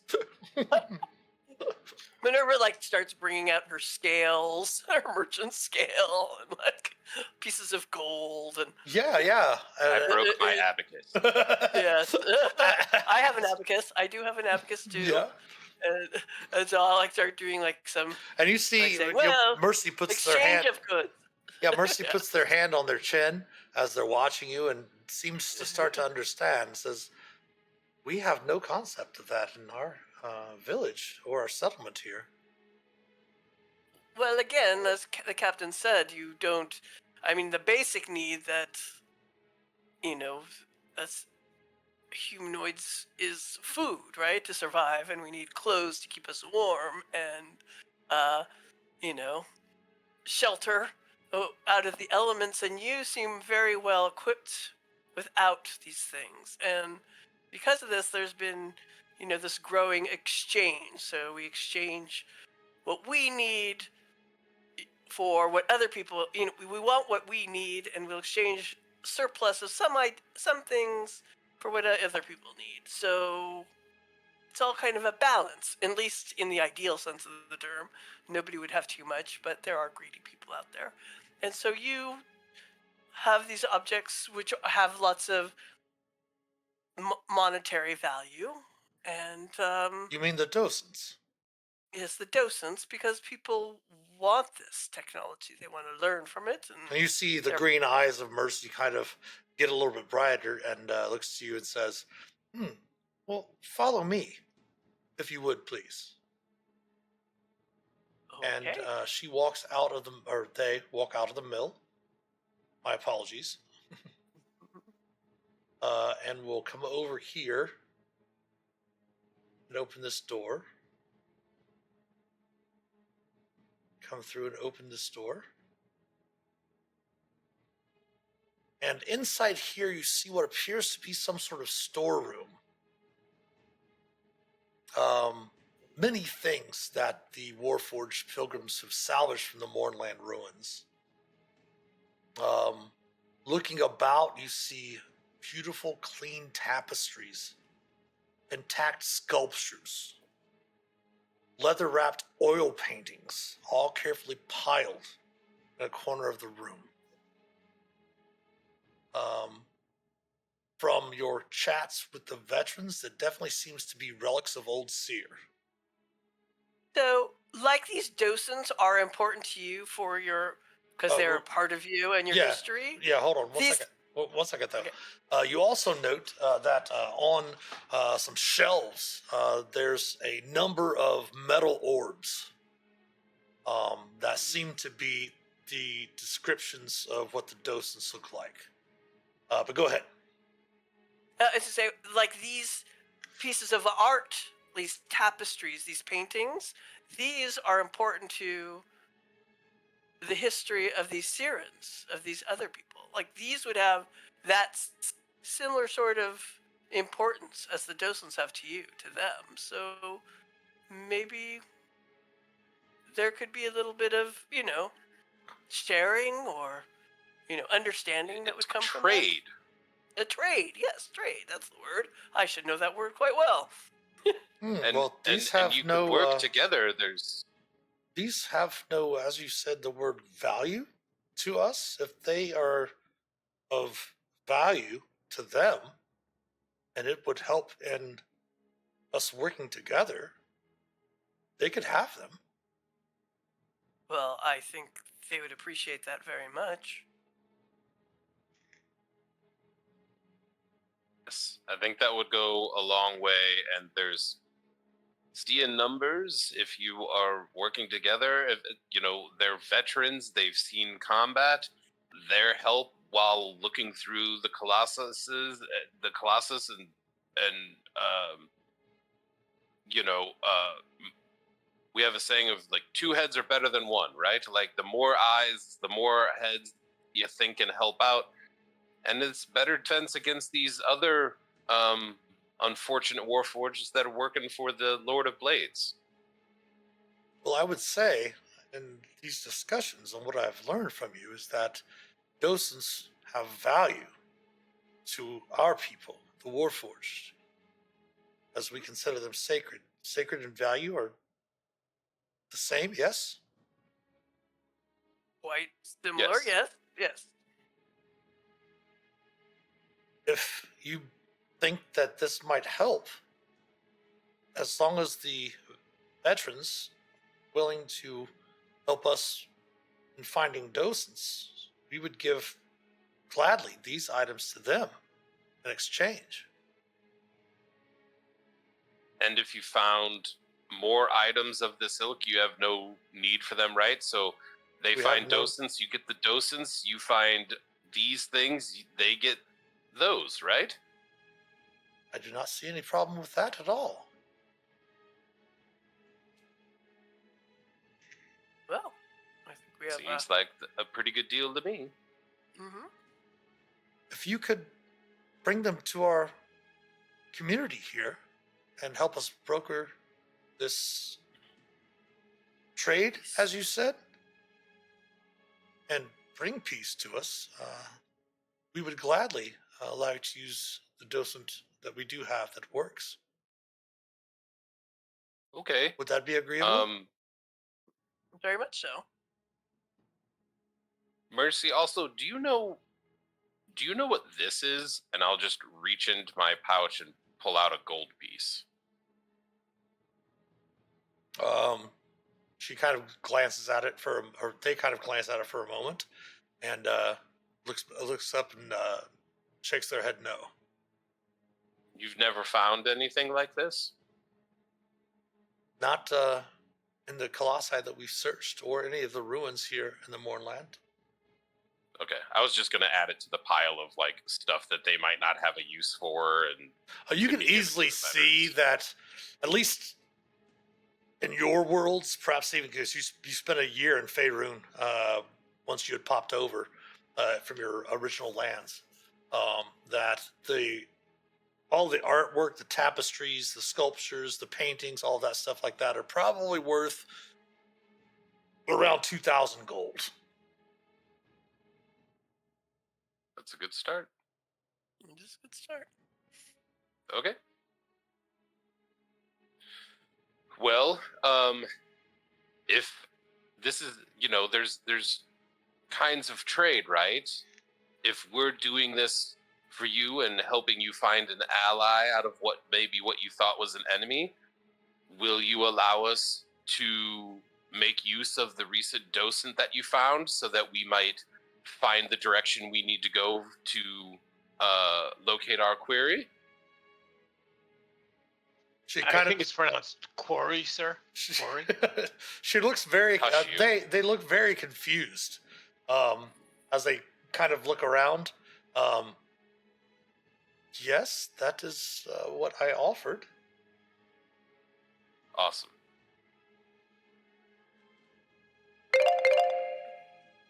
But we And, do have a small ad break coming up here, so we'll pick up on the other side of the ad break if that's okay with everyone. Go ahead and stretch your legs, use the restroom, grab some snacks, beverages, pet your fur babies, and we'll see you all on the other side of the ad break. So please stick around. We'll be back very shortly.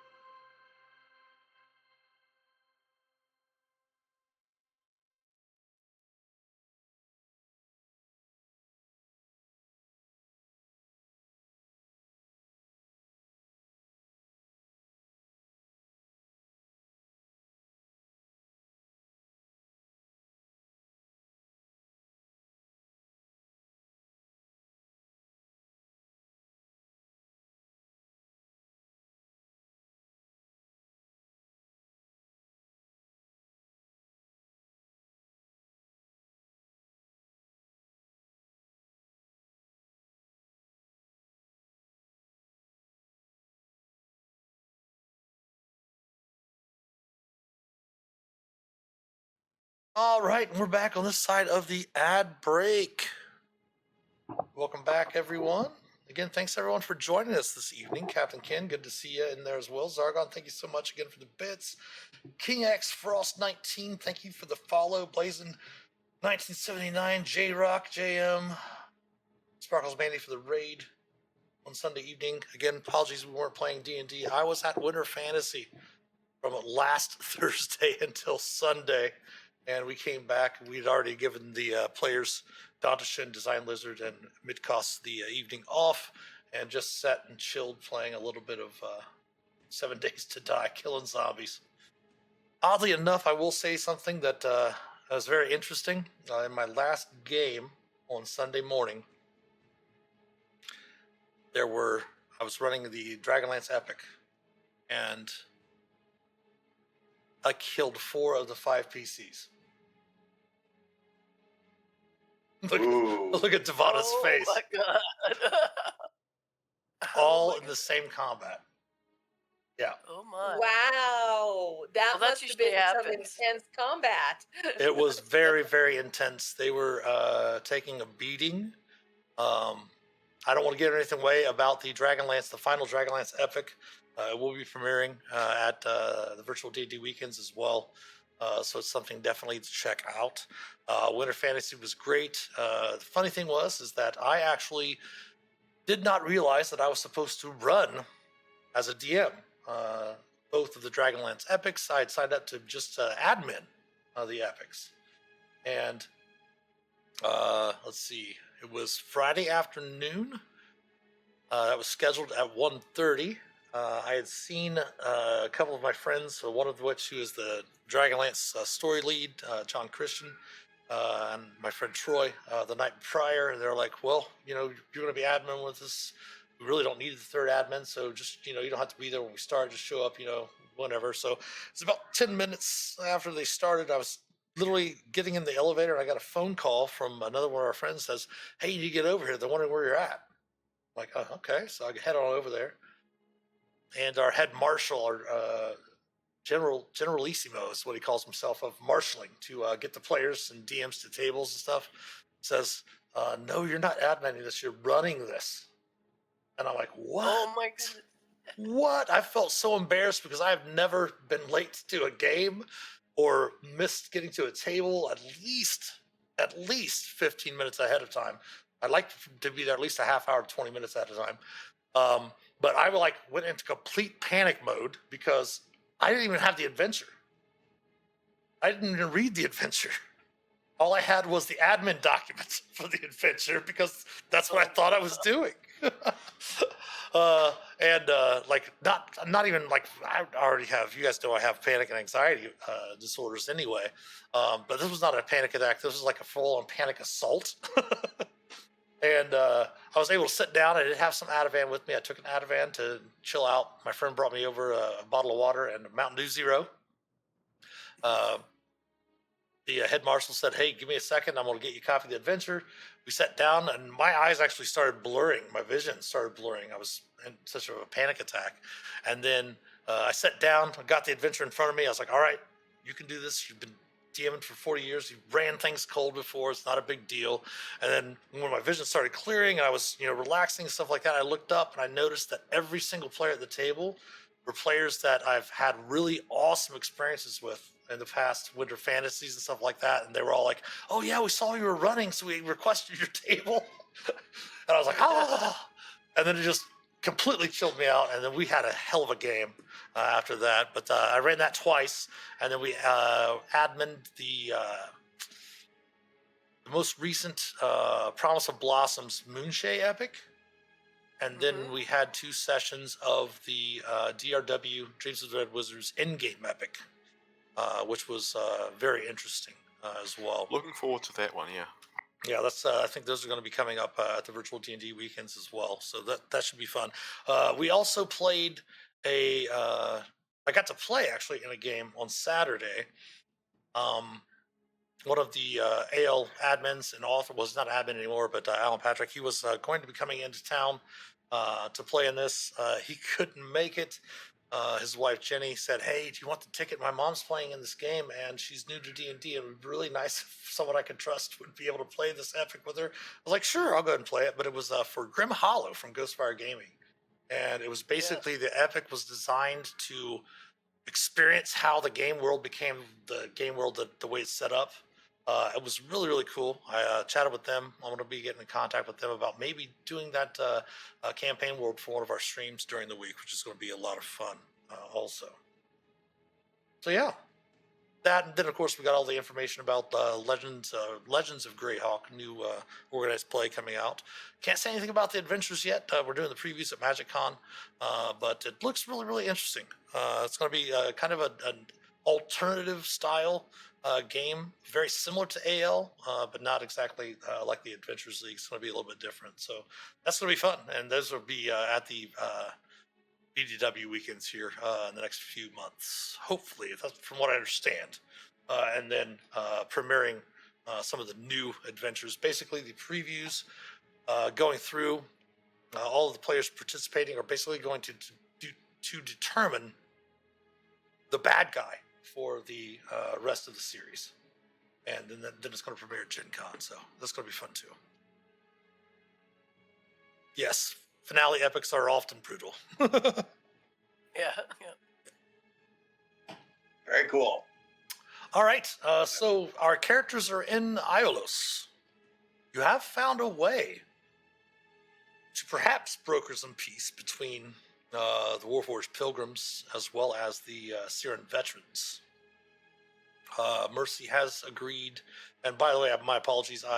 Mercy in this campaign is they, and I actually have a NPC, a she/her NPC that's in my campaign world. It's an assassin called Mercy as well. So I keep Makes it a little confusing. yeah, it does.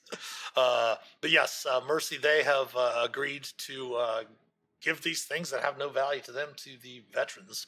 You just need to bring the veterans back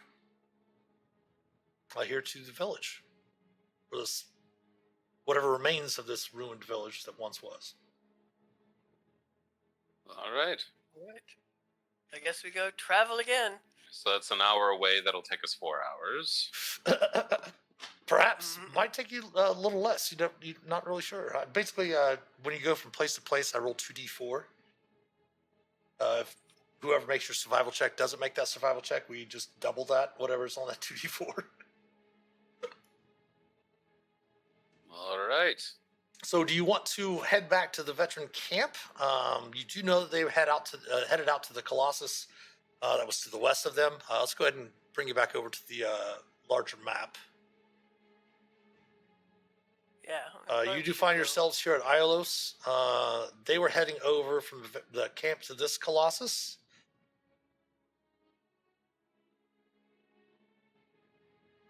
Guess we should try and intercept them there, don't you think?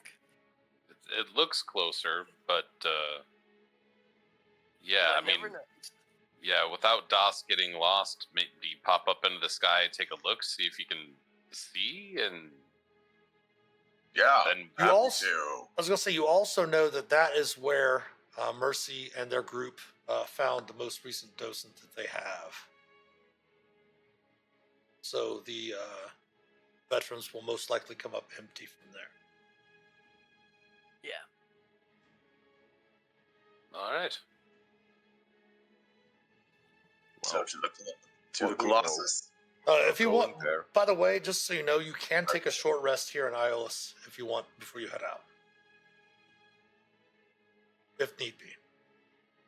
Anyone need that? Devana wouldn't mind. I get my Twilight Sanctuary back with that. Sure. But I also don't need it. I have two available. Plus, if you want to spend anything from your, what's the, I think paladins and clerics have it where you can actually spend one of your channeled divinities to get back spell slots.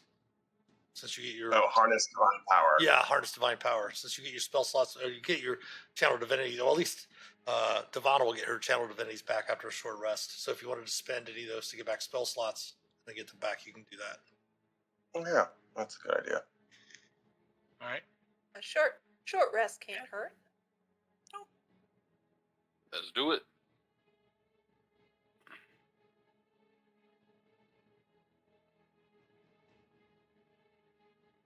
Yes, Captain Ken, the Grim Hollow adventure, the campaign world looks really, really interesting too. It's like a vampire kingdom. Yeah. The world's been taken over, and it's like always night, and vampires rule.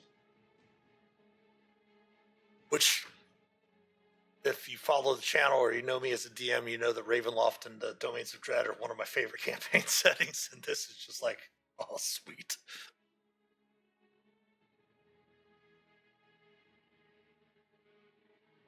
All right, so once you've rested, go ahead and give me a ready check, or rested check, I should say, and roll 20.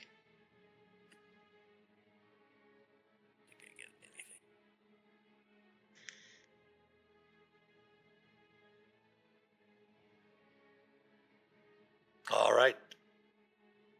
Doss's dragon is even rested. All right, perfect. So Doss, then go ahead and give me a survival check, and Blink, give me a survival check. All right.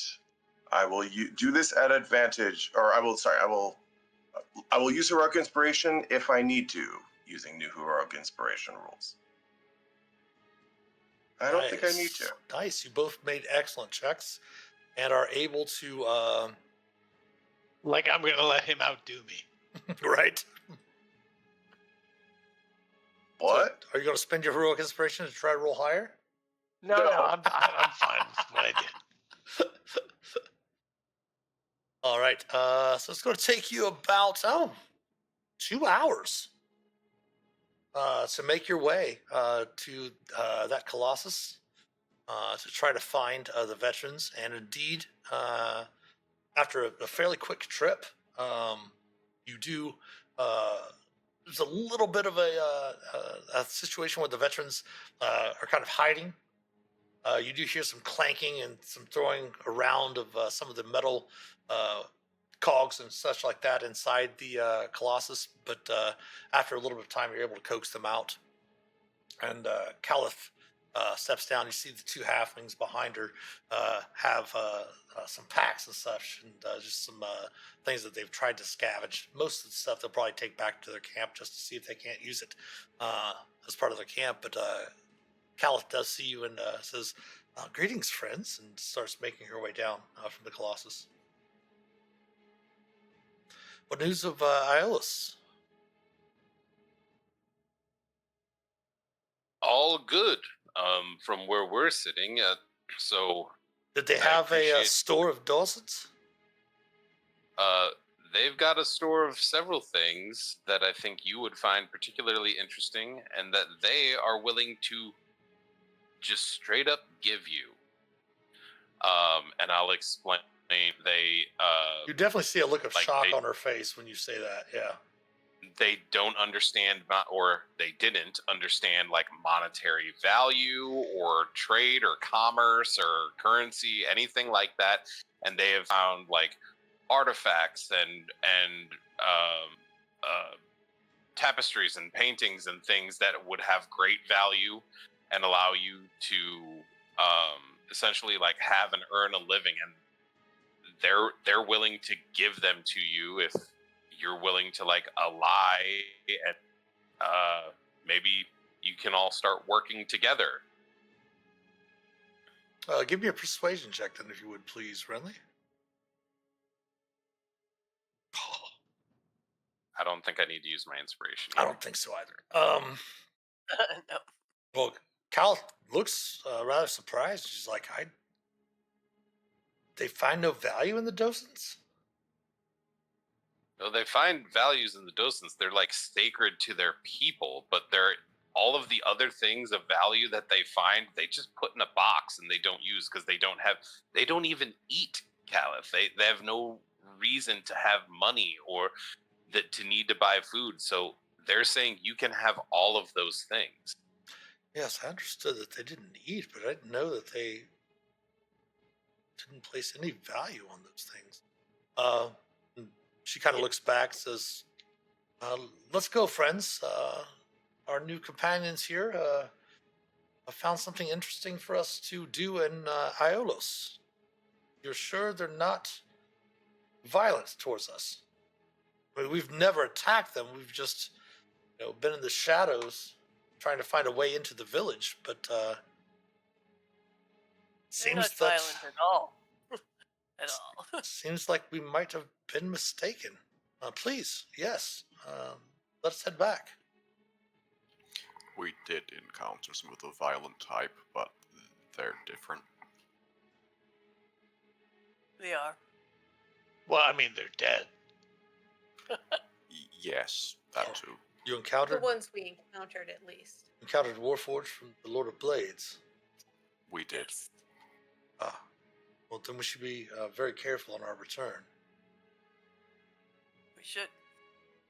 All right. Go ahead, Das and Blink. Give me another survival check. This time with advantage, as the veterans are with you, to represent their influence of helping you. I will use heroic inspiration on that.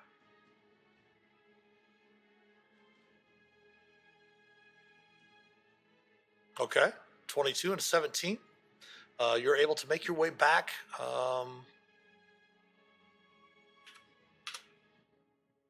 In 2 hours. Wonderful. So it's just about getting, evening time as you make your way back to the village.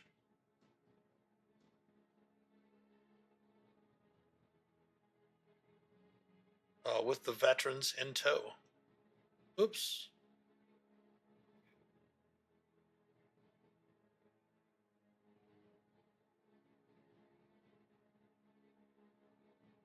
Bring their tokens up over there. With you. Here's Caliph, Dresden, and Dor Lynn.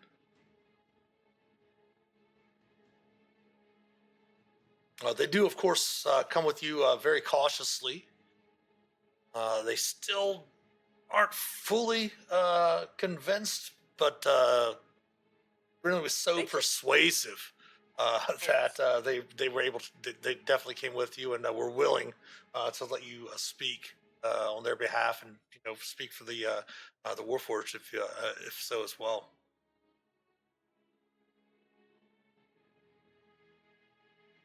All right.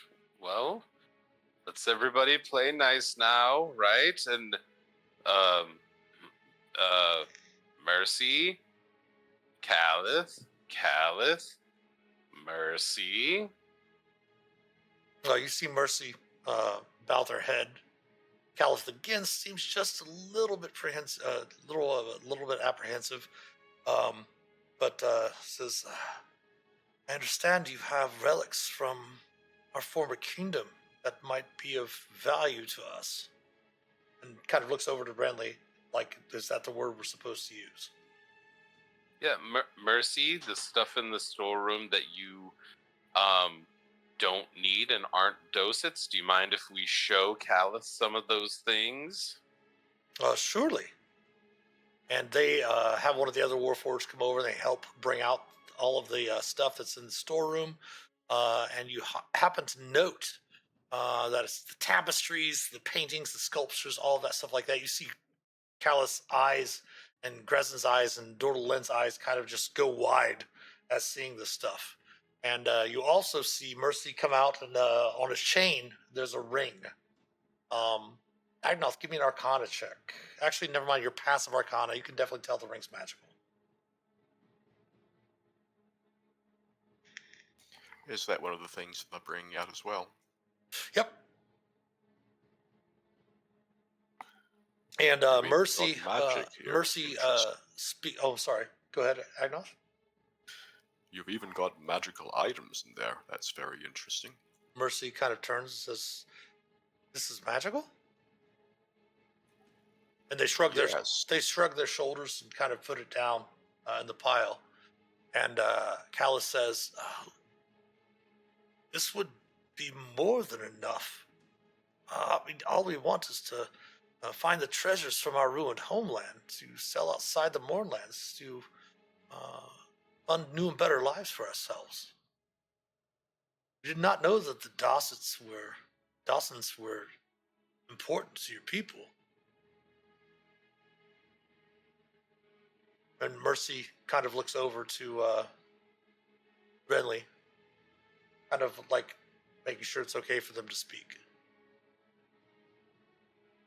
I believe we've done the introduction, and we're not going to be here forever. It'd be best if the two of you could speak to each other about this. And kind of back away a little bit. Okay. Kind of like, hey, take the floor, the two of you. And then Mercy will say, yes, the docents are very sacred to our people, as are any other items intended for Warforged use.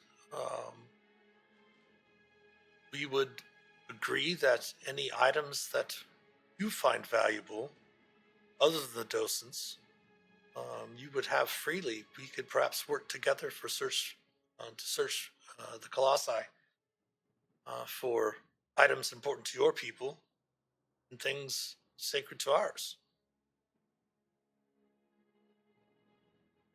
And after maybe about 20 minutes or so of discussion, both Calith and Mercy agree that it'd be best for them both to work together.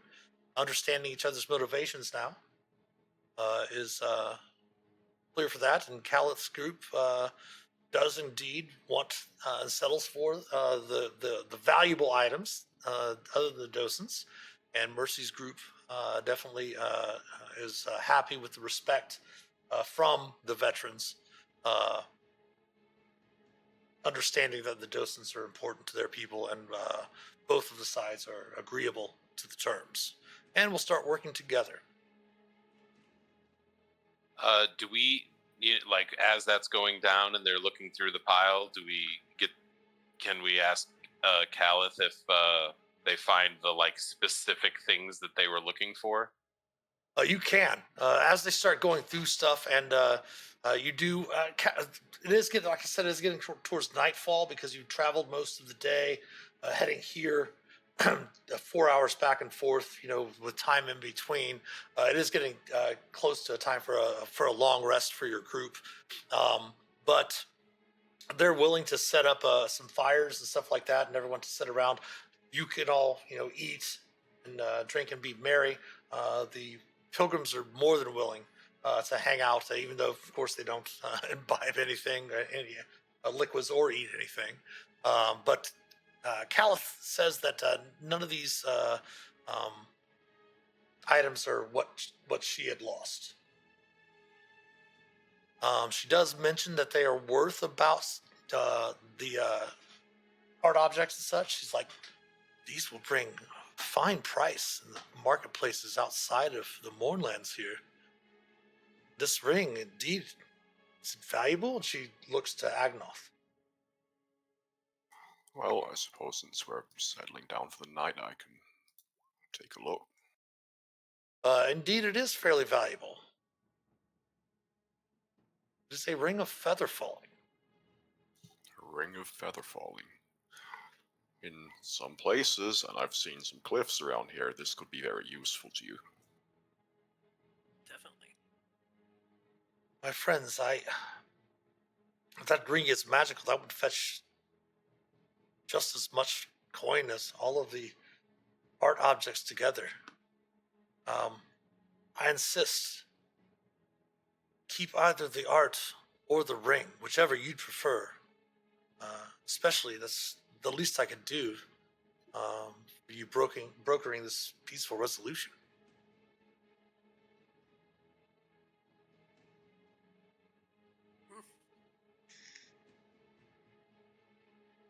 Devon start to be like, no, you keep it. I insist. everybody in the group chat, sorry. I insist. Caliph says that she insists. I insist. You came into our camp. You came into our camp. You offered no ill will. You've done nothing but be helpful to people we thought were enemies, who obviously thought that we were enemies. I insist, one or the other. This is too much. The art has much more value in this world than outside it, so we should, if anything, take the ring.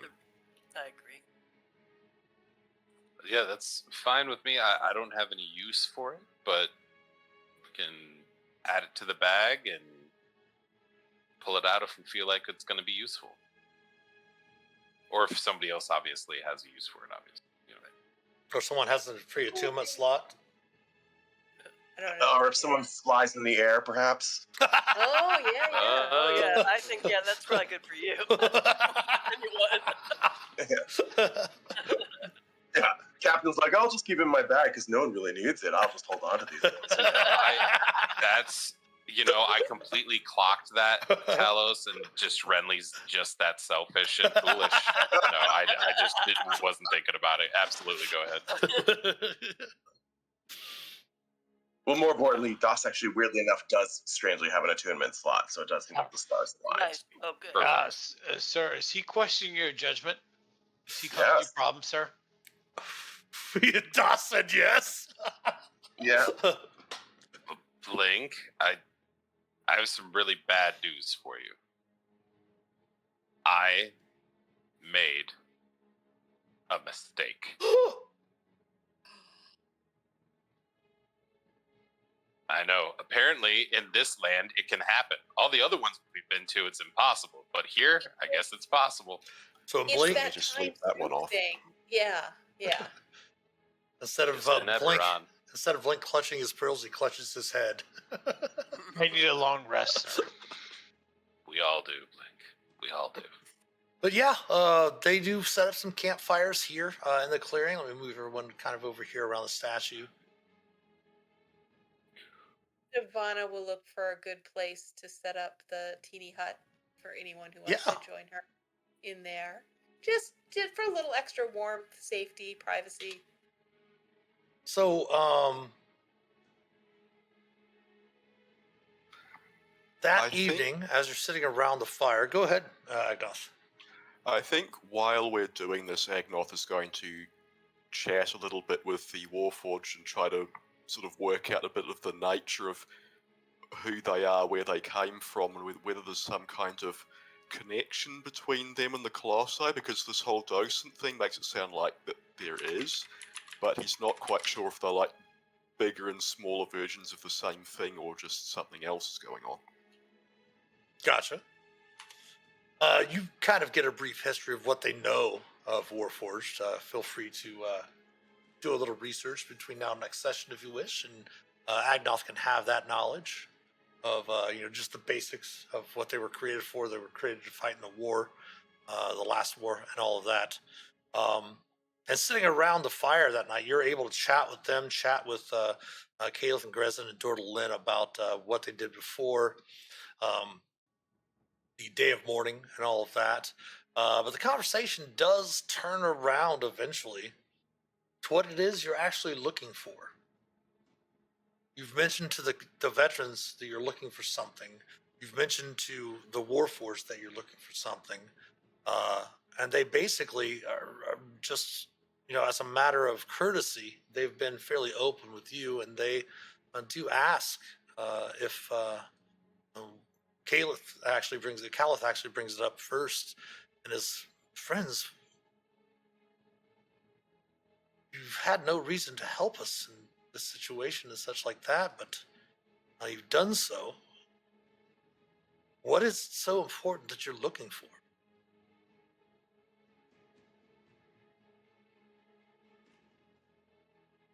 A piece of a puzzle. So to speak. There are many different lands, Mercy, not just the one that you're aware of here, and unfortunately, they are all at great risk. We are here specifically to locate something that can help with that. And so I'll kind of look to Devana to see if you feel safe enough, like showing your part of the rod that you're holding. Natural 20 on my insight check. What's my read? They're generally just interested. Okay. Yeah, I You will just pick up. you don't have any, like, you don't detect any sort of ill will from them or anything like that. You're just curiosity. I will kind of pick up Friendly's look, and I will start to pull my part out of the bag. As you do, they both kind of look at it. You see Caliph, Grezin, and Dordelin kind of, look at it and kind of raise their brows like they're looking for a small part of something. And you see Mercy's eyes kind of, the green eyes a little bit glow a little bit brighter. She's like, or they're like, I've heard tales of an unusual colossus called Landro, powered not by a docent, but a device called a gray matter engine that incorporated part of an artifact. Perhaps that is what you seek? Well, we'll know once this rod is attuned with the docent. It'll point us the way. Well, how will the docent help? It will act like a compass. Oh, it will break through the energies here in the Mornland? Yeah, That it is will the help hope, us with yes. the divination magic disruption. Yes, well, it says that it's been told that the gray matter engine was said to generate some sort of magical barrier around Landro, making it impossible to enter except where the barrier has already been broken. And Caliph kind of speaks up, says, yes, I've heard that. Rumor has it there is a colossus powered by this, some sort of part of an artifact. I don't know, though. I've heard that if you remove this piece, that the colossus will begin a self-destruct sequence. There's no way to stop it from detonating a terrible conflagration. Is it anywhere near any towns or people that would be affected? I'm not sure or aware of any sort of settlements nearby. So the risk would just be to ourselves then. And they pull out the kind of rough maps that they all have, very similar to what you have. A little bit different here and there, but they do note to you that Landro is over here. Like Lando Calrissian, but with an R before the O. Correct. Okay.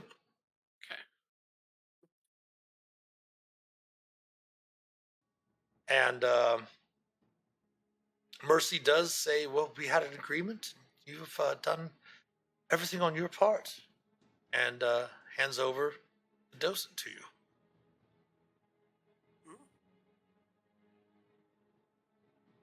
I guess.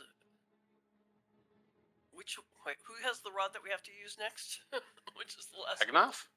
Agnoth. I do. Well, I guess we have to see if getting that near this will help it somehow. I guess with that, Agnoth is going to take a look at it and see if he can figure out how to use it with the rod piece he has. You do seem that you don't really notice anything particular. It doesn't seem to be any sort of indention in the second piece that you have, because Devana has the first piece and you have the second piece, right? I think That's correct. Didn't we have a? I don't have a never piece. mind. I This thought is the we third. had 3, but This that's is the just third me. you're That's looking just for. Sarah. That's a Sarah problem. Assume. It's the third, yeah. You're looking to see if it fits in anywhere, Agnoth, and as you touch the docent to the rod piece, it emits a loud metallic ping. And the rod piece kind of wobbles in your hand, and it points directly in the direction of Landro. Well, I guess that answers that, doesn't it? It seems to. At dawn to Landro. We have our heading.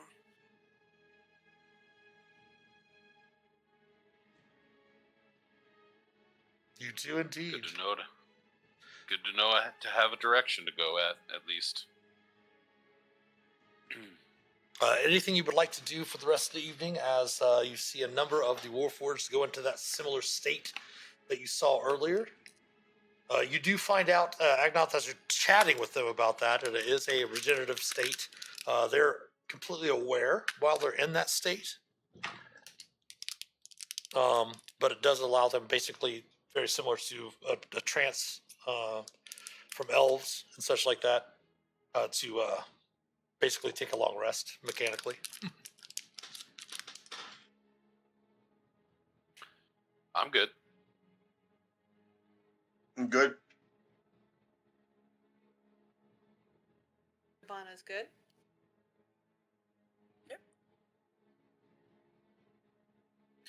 All right, sounds good. Long rest, I'm guessing. Yes, long Let's do rest. All right.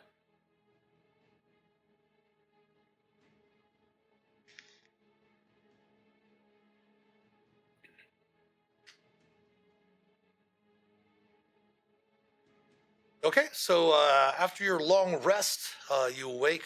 It might be morning. You're not really sure with the overcast skies and the ash and soot-filled clouds and stuff above you, but can set off towards Landro. Do you have any preparatory spells or any spell changes you want to make after the long rest? Oh, Well, he's got mage armor. I might as well cast at 3rd level, I think, Aid, which would be, I believe that's 10 hit points at 3rd level. Uh-huh. And it will... Sorry, did I cut something off? No, I was just saying yes. Right.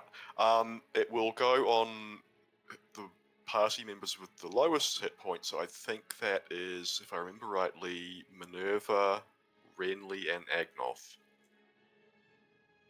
Okay. Sounds right. And I will put a death ward on DOS again. Okay. Thanks, Agnoth. Thank you. Thanks. All right.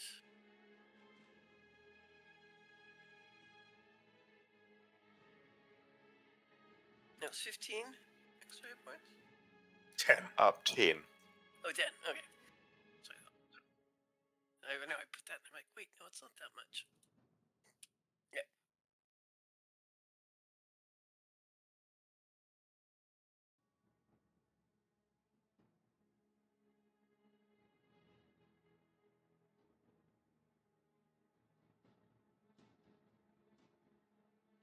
So give me 1 second here.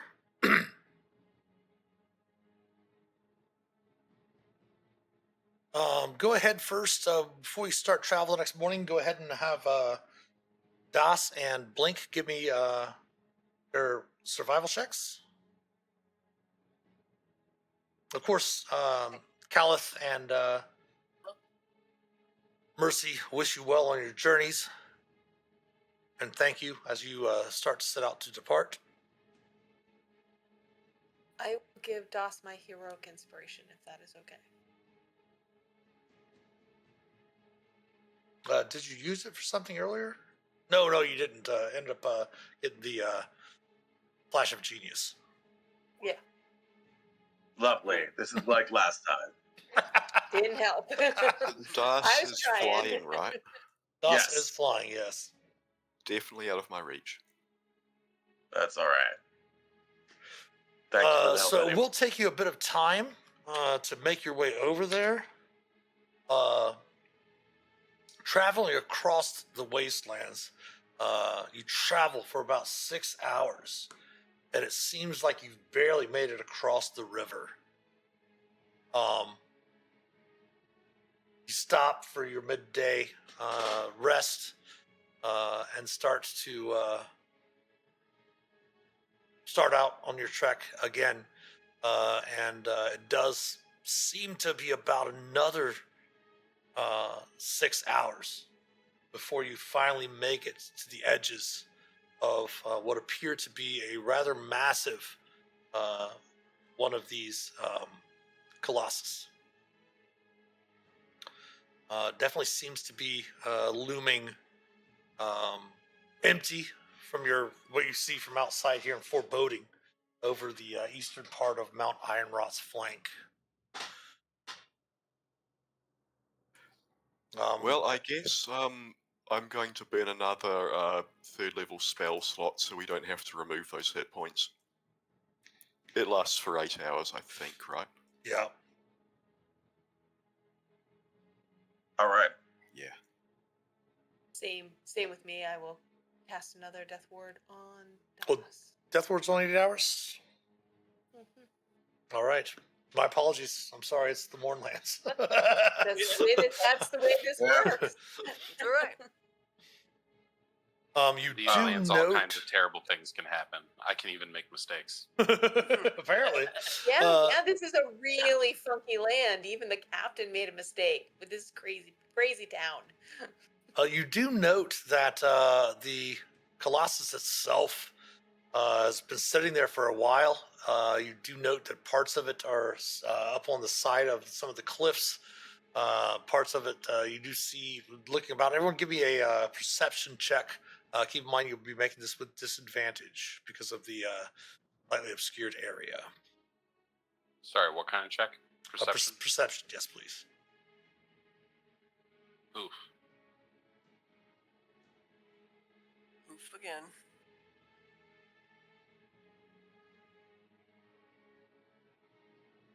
All right, so we have 17 for Devon, 20 for Agnoth, 5, 4, 8, and 13. You're looking around as you've been trying to find different places to enter. Many places that look as if they're open. You go up and indeed encounter this magical barrier that was mentioned to you by Mercy. And it does seem that you'll have to search to find parts of this barrier that have been damaged. All right. So if like Das were to fly up and around it, would he be able to like see if there's any? You can see that there looks like there'd be a lot of places that might be able to, but whether or not that barrier's there, you'd have to approach. Okay. And But with your the 20 and 17 from Devana, you do note that there does appear to be down here to the ground level. It would appear to be some sort of mountain caves that might entering into those caves might give you access to the Colossus itself. So let's try the caves first. I mean, if nothing else, we can see if they give us someplace to rest if we can't get out of here by nighttime. Yeah, if it's already been a long day, caves it is. All right. I will command Das Dragon to circle the air outside the caves and to let me know telepathically if there appears to be anything entering or leaving the caves besides us. And to come to my summons inside the monstrous Colossus if we find our way up there. All right, I want to really. There's something that I really would like to do here, but I want all the other players' permissions if possible. okay. This next encounter will be Brazen, Das Dragon, by themselves. Yeah. Oh yeah. Is everyone okay we're with good that? with that? Go for it. All right, let's go ahead and over here to this other battle map. We'll leave Das Dragon out here. We'll take everyone else's characters off of here. As Das Dragon is flying about. Oh, let me get rid of that creature. Looking up and down, heading up the Colossus to see if you can find any other entrances and stuff like that. They do encounter some creatures that take flight.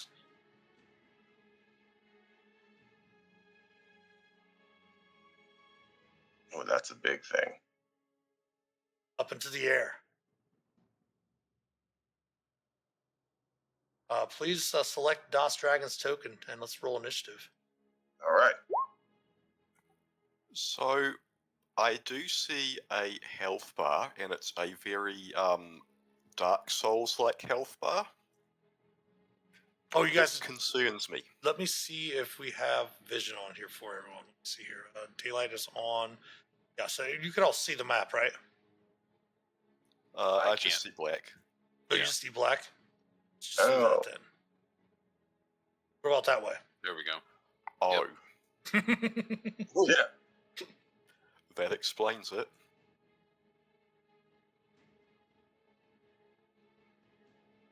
Oh, it looks like DOS Dragon is up first. All right.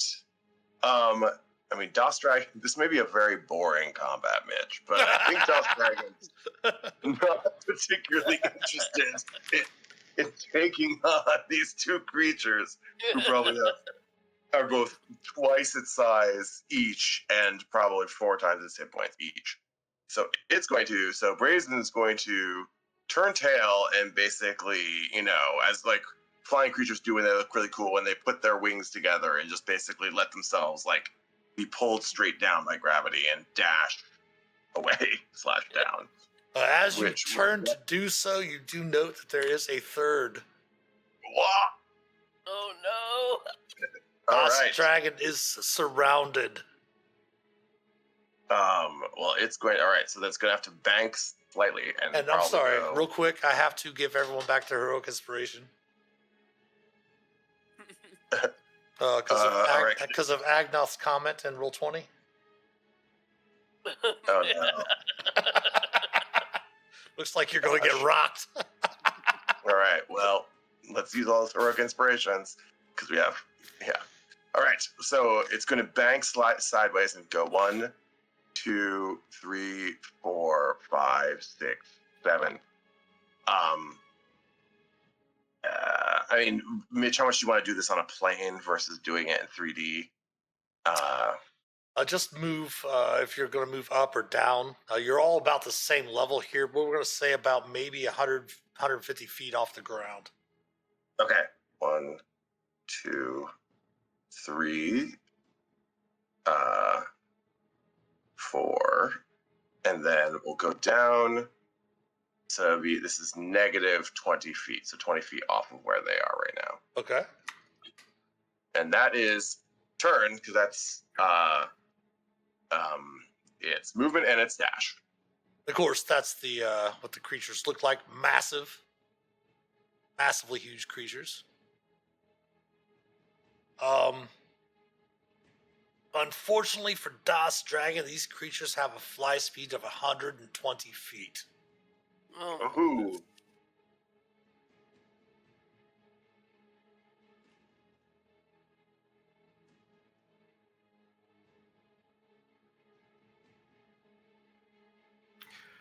Just to clear it up, is Das with the dragon at the moment? No, Or DOS sent the dragon up to scout around. Let's go. Yes. Of course, he does have a There- fine greater steed. He'll be able to summon it back up. I was about to say, because if you are, I hope you attune to that ring. Yeah. No, right. Right. Oh yes, DOS easily was able to attune to the ring over the course of the night and your travel today and the soft and the short rest and such like that. But they will attack with talon and their beaks. Those are 2 hits. So that is 48 damage. I think everyone can see the health bars. So this is going to be a very quick fight. And then the grappled Yep. and restrained, which means the other attacks will have advantage. All right. And DOS And we are Dragon done. does fall. All right. So hopefully we'll be able to get off a little bit of a quick warning as it was diving away, and then It was able to definitely give you a warning as they engaged DOS Dragon. all right. Thank you for indulging that, folks. That would Do we Fortunately- see them? wait. Poor DOS Dragon. Do we see them and do they notice us? They have not noticed you, but you are now aware, and I'm actually glad that you did that, DOS, because you are now aware that if you try to find an entrance up higher, There is a threat up there. And real quick, before DOS Dragon would have Ignore went that. down, give me a perception check for DOS Dragon with disadvantage. Just as they were Sure. flying up around there. DOS Dragon. Let's see if it does. It does have decent perception. So there we go. Oops. Roll the first one. With the 15, before DOS Dragon went down, they did note that there is a nest up there. He only saw the 3 rocks, but there does seem to be an egg in the nest. You were able to get that information before DOS Dragon's demise. All right. Well, DOS will pass along all of this information to everyone, and while he seems slightly, I would say, shaken by how quickly DOS Dragon went from alerting him to just being gone, he waves it away that DOS Dragon will be back momentarily, and that he just needs to use a little magic and Pray to his Kiri fate will Joleth. see your- Yeah. Yes. Blink, Blink yeah. will reach out and put his hand comfortably on DOS's shoulder and say, "Don't worry, you can't blame yourself. We'll blame you instead." Oh, ouch, Blink. Oh, can I take Blink's Heroic Inspiration away from him? Do you tell us about the egg? Yes. I'll tell you the whole thing. Devana says to this party, we can't blow this place up and let that rock egg and all those rocks die. I don't think we want to have that thing blow up anyway, because we'll be near it. Right? Okay. I hate when you're right. Well, no, I don't. I just hate that you're right about this. So I think we have to figure out. Look at Agnoth. I think we have to figure out how to extract the rod safely somehow. I'll see what I can do. And we'll discuss some of that on the other side of the ad break, because we do have our last ad break coming up here in just a few moments. So those watching, go ahead and stretch your legs, use the restroom, grab some snacks, beverages, and we'll talk to you on the other side of the ad break. So stick around. We'll be back in just a few.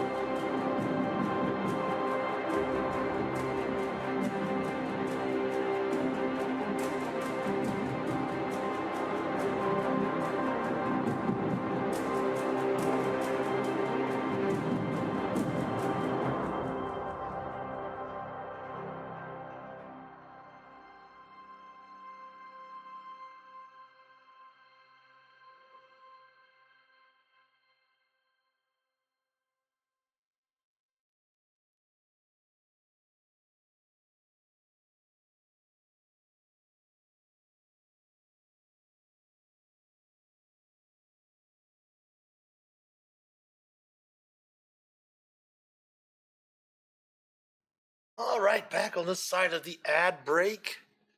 So the players have discovered, the characters have discovered that there is a family of rocks living up towards the top of Landro. If you're looking on that map there, it's probably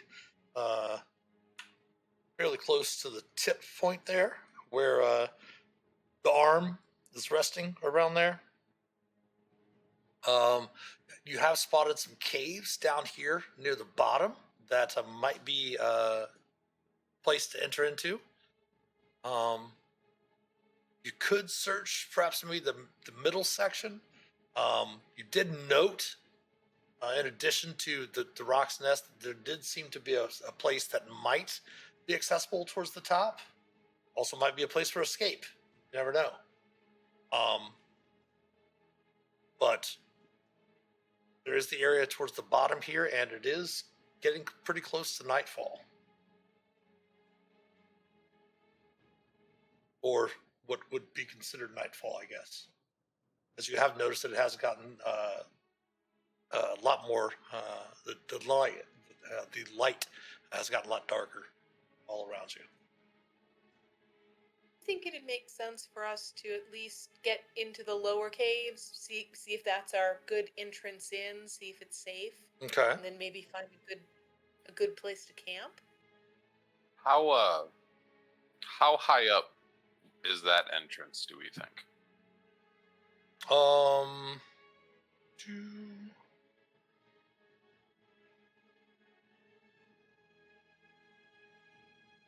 Maybe 120, 100, because Das Dragon encountered the rocks about 150 feet up, something like that.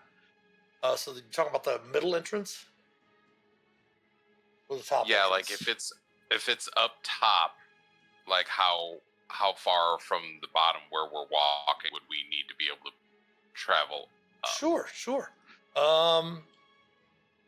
Let's see, the whole Colossus and that column itself that you see where the Colossus has its arm around there, that whole area there is about 320 feet all the way up to the top of the Colossus itself. If we want to go, So at least 130, way. at least 130 feet up to the middle section. if we want to go that way, I've got a door that'll get us there. Mention door, yeah. You take. No, arcane gate. Oh, so, gotcha, yeah. That's a conjuration spell, and as long as where we want to go is less than 500 feet, I can make a door right in front of us. We can walk through it, and we can appear right up there. So if we want to go through the middle or the top, we can go literally wherever we want. So, Minerva, I believe you mentioned earlier that we don't, or Devana, I'm sorry, you mentioned that we don't want this rock egg in place in case this thing goes boom. We could go up all the way and take care of that first. The Well, rock. Good, If we yeah. try and move that egg, those rocks are going to attack us. I yeah, don't we gotta make disagree. sure I'm this just place saying doesn't we can blow go up. anywhere. Yeah, we just got to make sure this place doesn't blow up, or if it does, we go up and save the rock egg, and use the arcane gate to get away from the rocks and save and lure everybody away. The other thing too. That's true. The other thing too being, again, your 13th level experienced adventurers, you'd still have to find an entrance if you went up halfway. You know what I mean? You're not guaranteed that there might be. You do know that towards the very top there's a possibility. In the middle of the this massive structure, there's another possibility, and then you see the caves towards the bottom.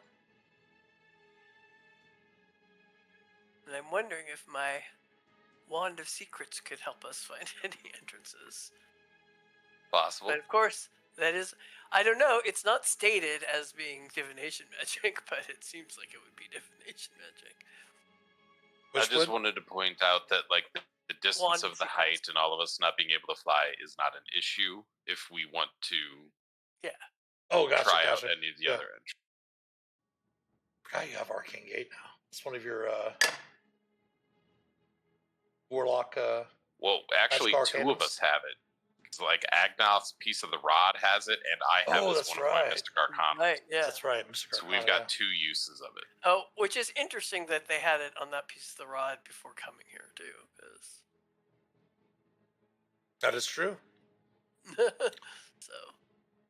So what we can do is you can think about that between now and our next session will be February 25th, right? Mm-hmm. So you can think about that. You can easily find a place to make camp, Devana, as you were asking about that, just outside of the caves. It does look like the caves, whether you're throwing rocks or doing something, just going up, testing out that area, it does seem to be a place that you can enter from the ground level. You can always discuss the other two options. In the Discord server between now and the next session. Maybe we can even put it in the Tenniel stream chat and see if any of the Discord members or viewers want to give suggestions and such like that. sure. And all of that. And we'll pick up the next session, having finished a long rest, and determine how you're going to enter into Landro. Does this sound okay for everyone? Mm-hmm. Sounds good. Excellent. All right, so we have our flying paladin with a ring of feather falling, which is really awesome, convenient as well. Who will have to summon up DOS again, DOS Dragon Brazen back again. Are you going to do that before you rest tonight, or are you going to do that at the next morning? No, I think we'll wait until after, till next time. Okay. Yeah, because you have to go through the structure that might not even be large enough for the DOS Dragon to make it through. You know what I mean? Yeah, exactly. So we'll go from there. All right. Well, we will be back for another episode of Vecna Eve of Ruin on February 25th, Tuesday evening, 8:30 p.m. Eastern. We will be back tomorrow morning, 11 a.m. Eastern, for some more adventures in Middle Earth. Same on Thursday and Friday. We will have a Dungeons and Deliberations stream tomorrow night, 7 p.m. Eastern. to chat about D&D. We'll chat a little bit more about what I can say. I can't say a whole bunch. I definitely can't give any details about the adventures, but we can talk a little bit about the Legends of Greyhawk, AL, and such like that. For those that are interested in organized play, we can talk a little bit about that tomorrow night. I'm going to be finishing up the finishing touches on a adventure that I'm running this weekend for Captain Ken, who's in chat, as well as Agnoth, who is here in the game. We're going to be playing a game on Saturday. And then, of course, I do have my Lotro stream, back on Lotro stream on Friday night at 7 p.m. Eastern. If you want to check that out, the official channel for the Lord of the Rings Online Twitch channel. But thanks for watching. Thanks, of course, to all our supporters, especially our patrons from Patreon. If you'd like to help support the channel, please consider becoming a patron or subbing here on Twitch, twitch.tv/themasterofdungeons. We do very much appreciate your Prime subs as well. Again, thanks to the most recent followers. Blazin1979 was our 400th follower. So thank you so much for that. King X Frost 19, J Rock JM, Sparkles Mandy for the raid, bringing those wonderful people to the channel as well. If you'd like to become a patron, like I said, the link to our Patreon page as well as our YouTube channel and all of our social media accounts can be found in the About Us section below here on Twitch. You can catch up if you've missed episodes of Fandelver and Below or episodes of Vecna, Eve of Ruin. Our next Fandelver and Below stream will be on Sunday at 7 p.m. Eastern. Go ahead and subscribe to us on YouTube if you would. It is free to do. Like and comment on the videos. Share them with your family and friends. If you would also maybe follow us on Facebook, Instagram. Maybe give some likes and subs and shares. That all will be so helpful.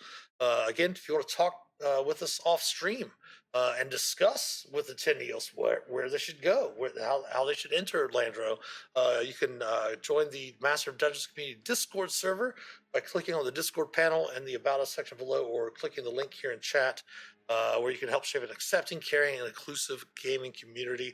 The merch store is also open. Anything you purchase from the merch store will directly help support the channel. But thanks for watching tonight. Anyone else have anything to say before we sign out? Thanks, everybody. Oh, thank you, everyone. No, sir. Thank you. Excellent. All right. Well, take care. Be safe. Have a great rest of your week.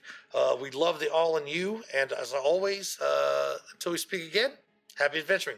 Take care.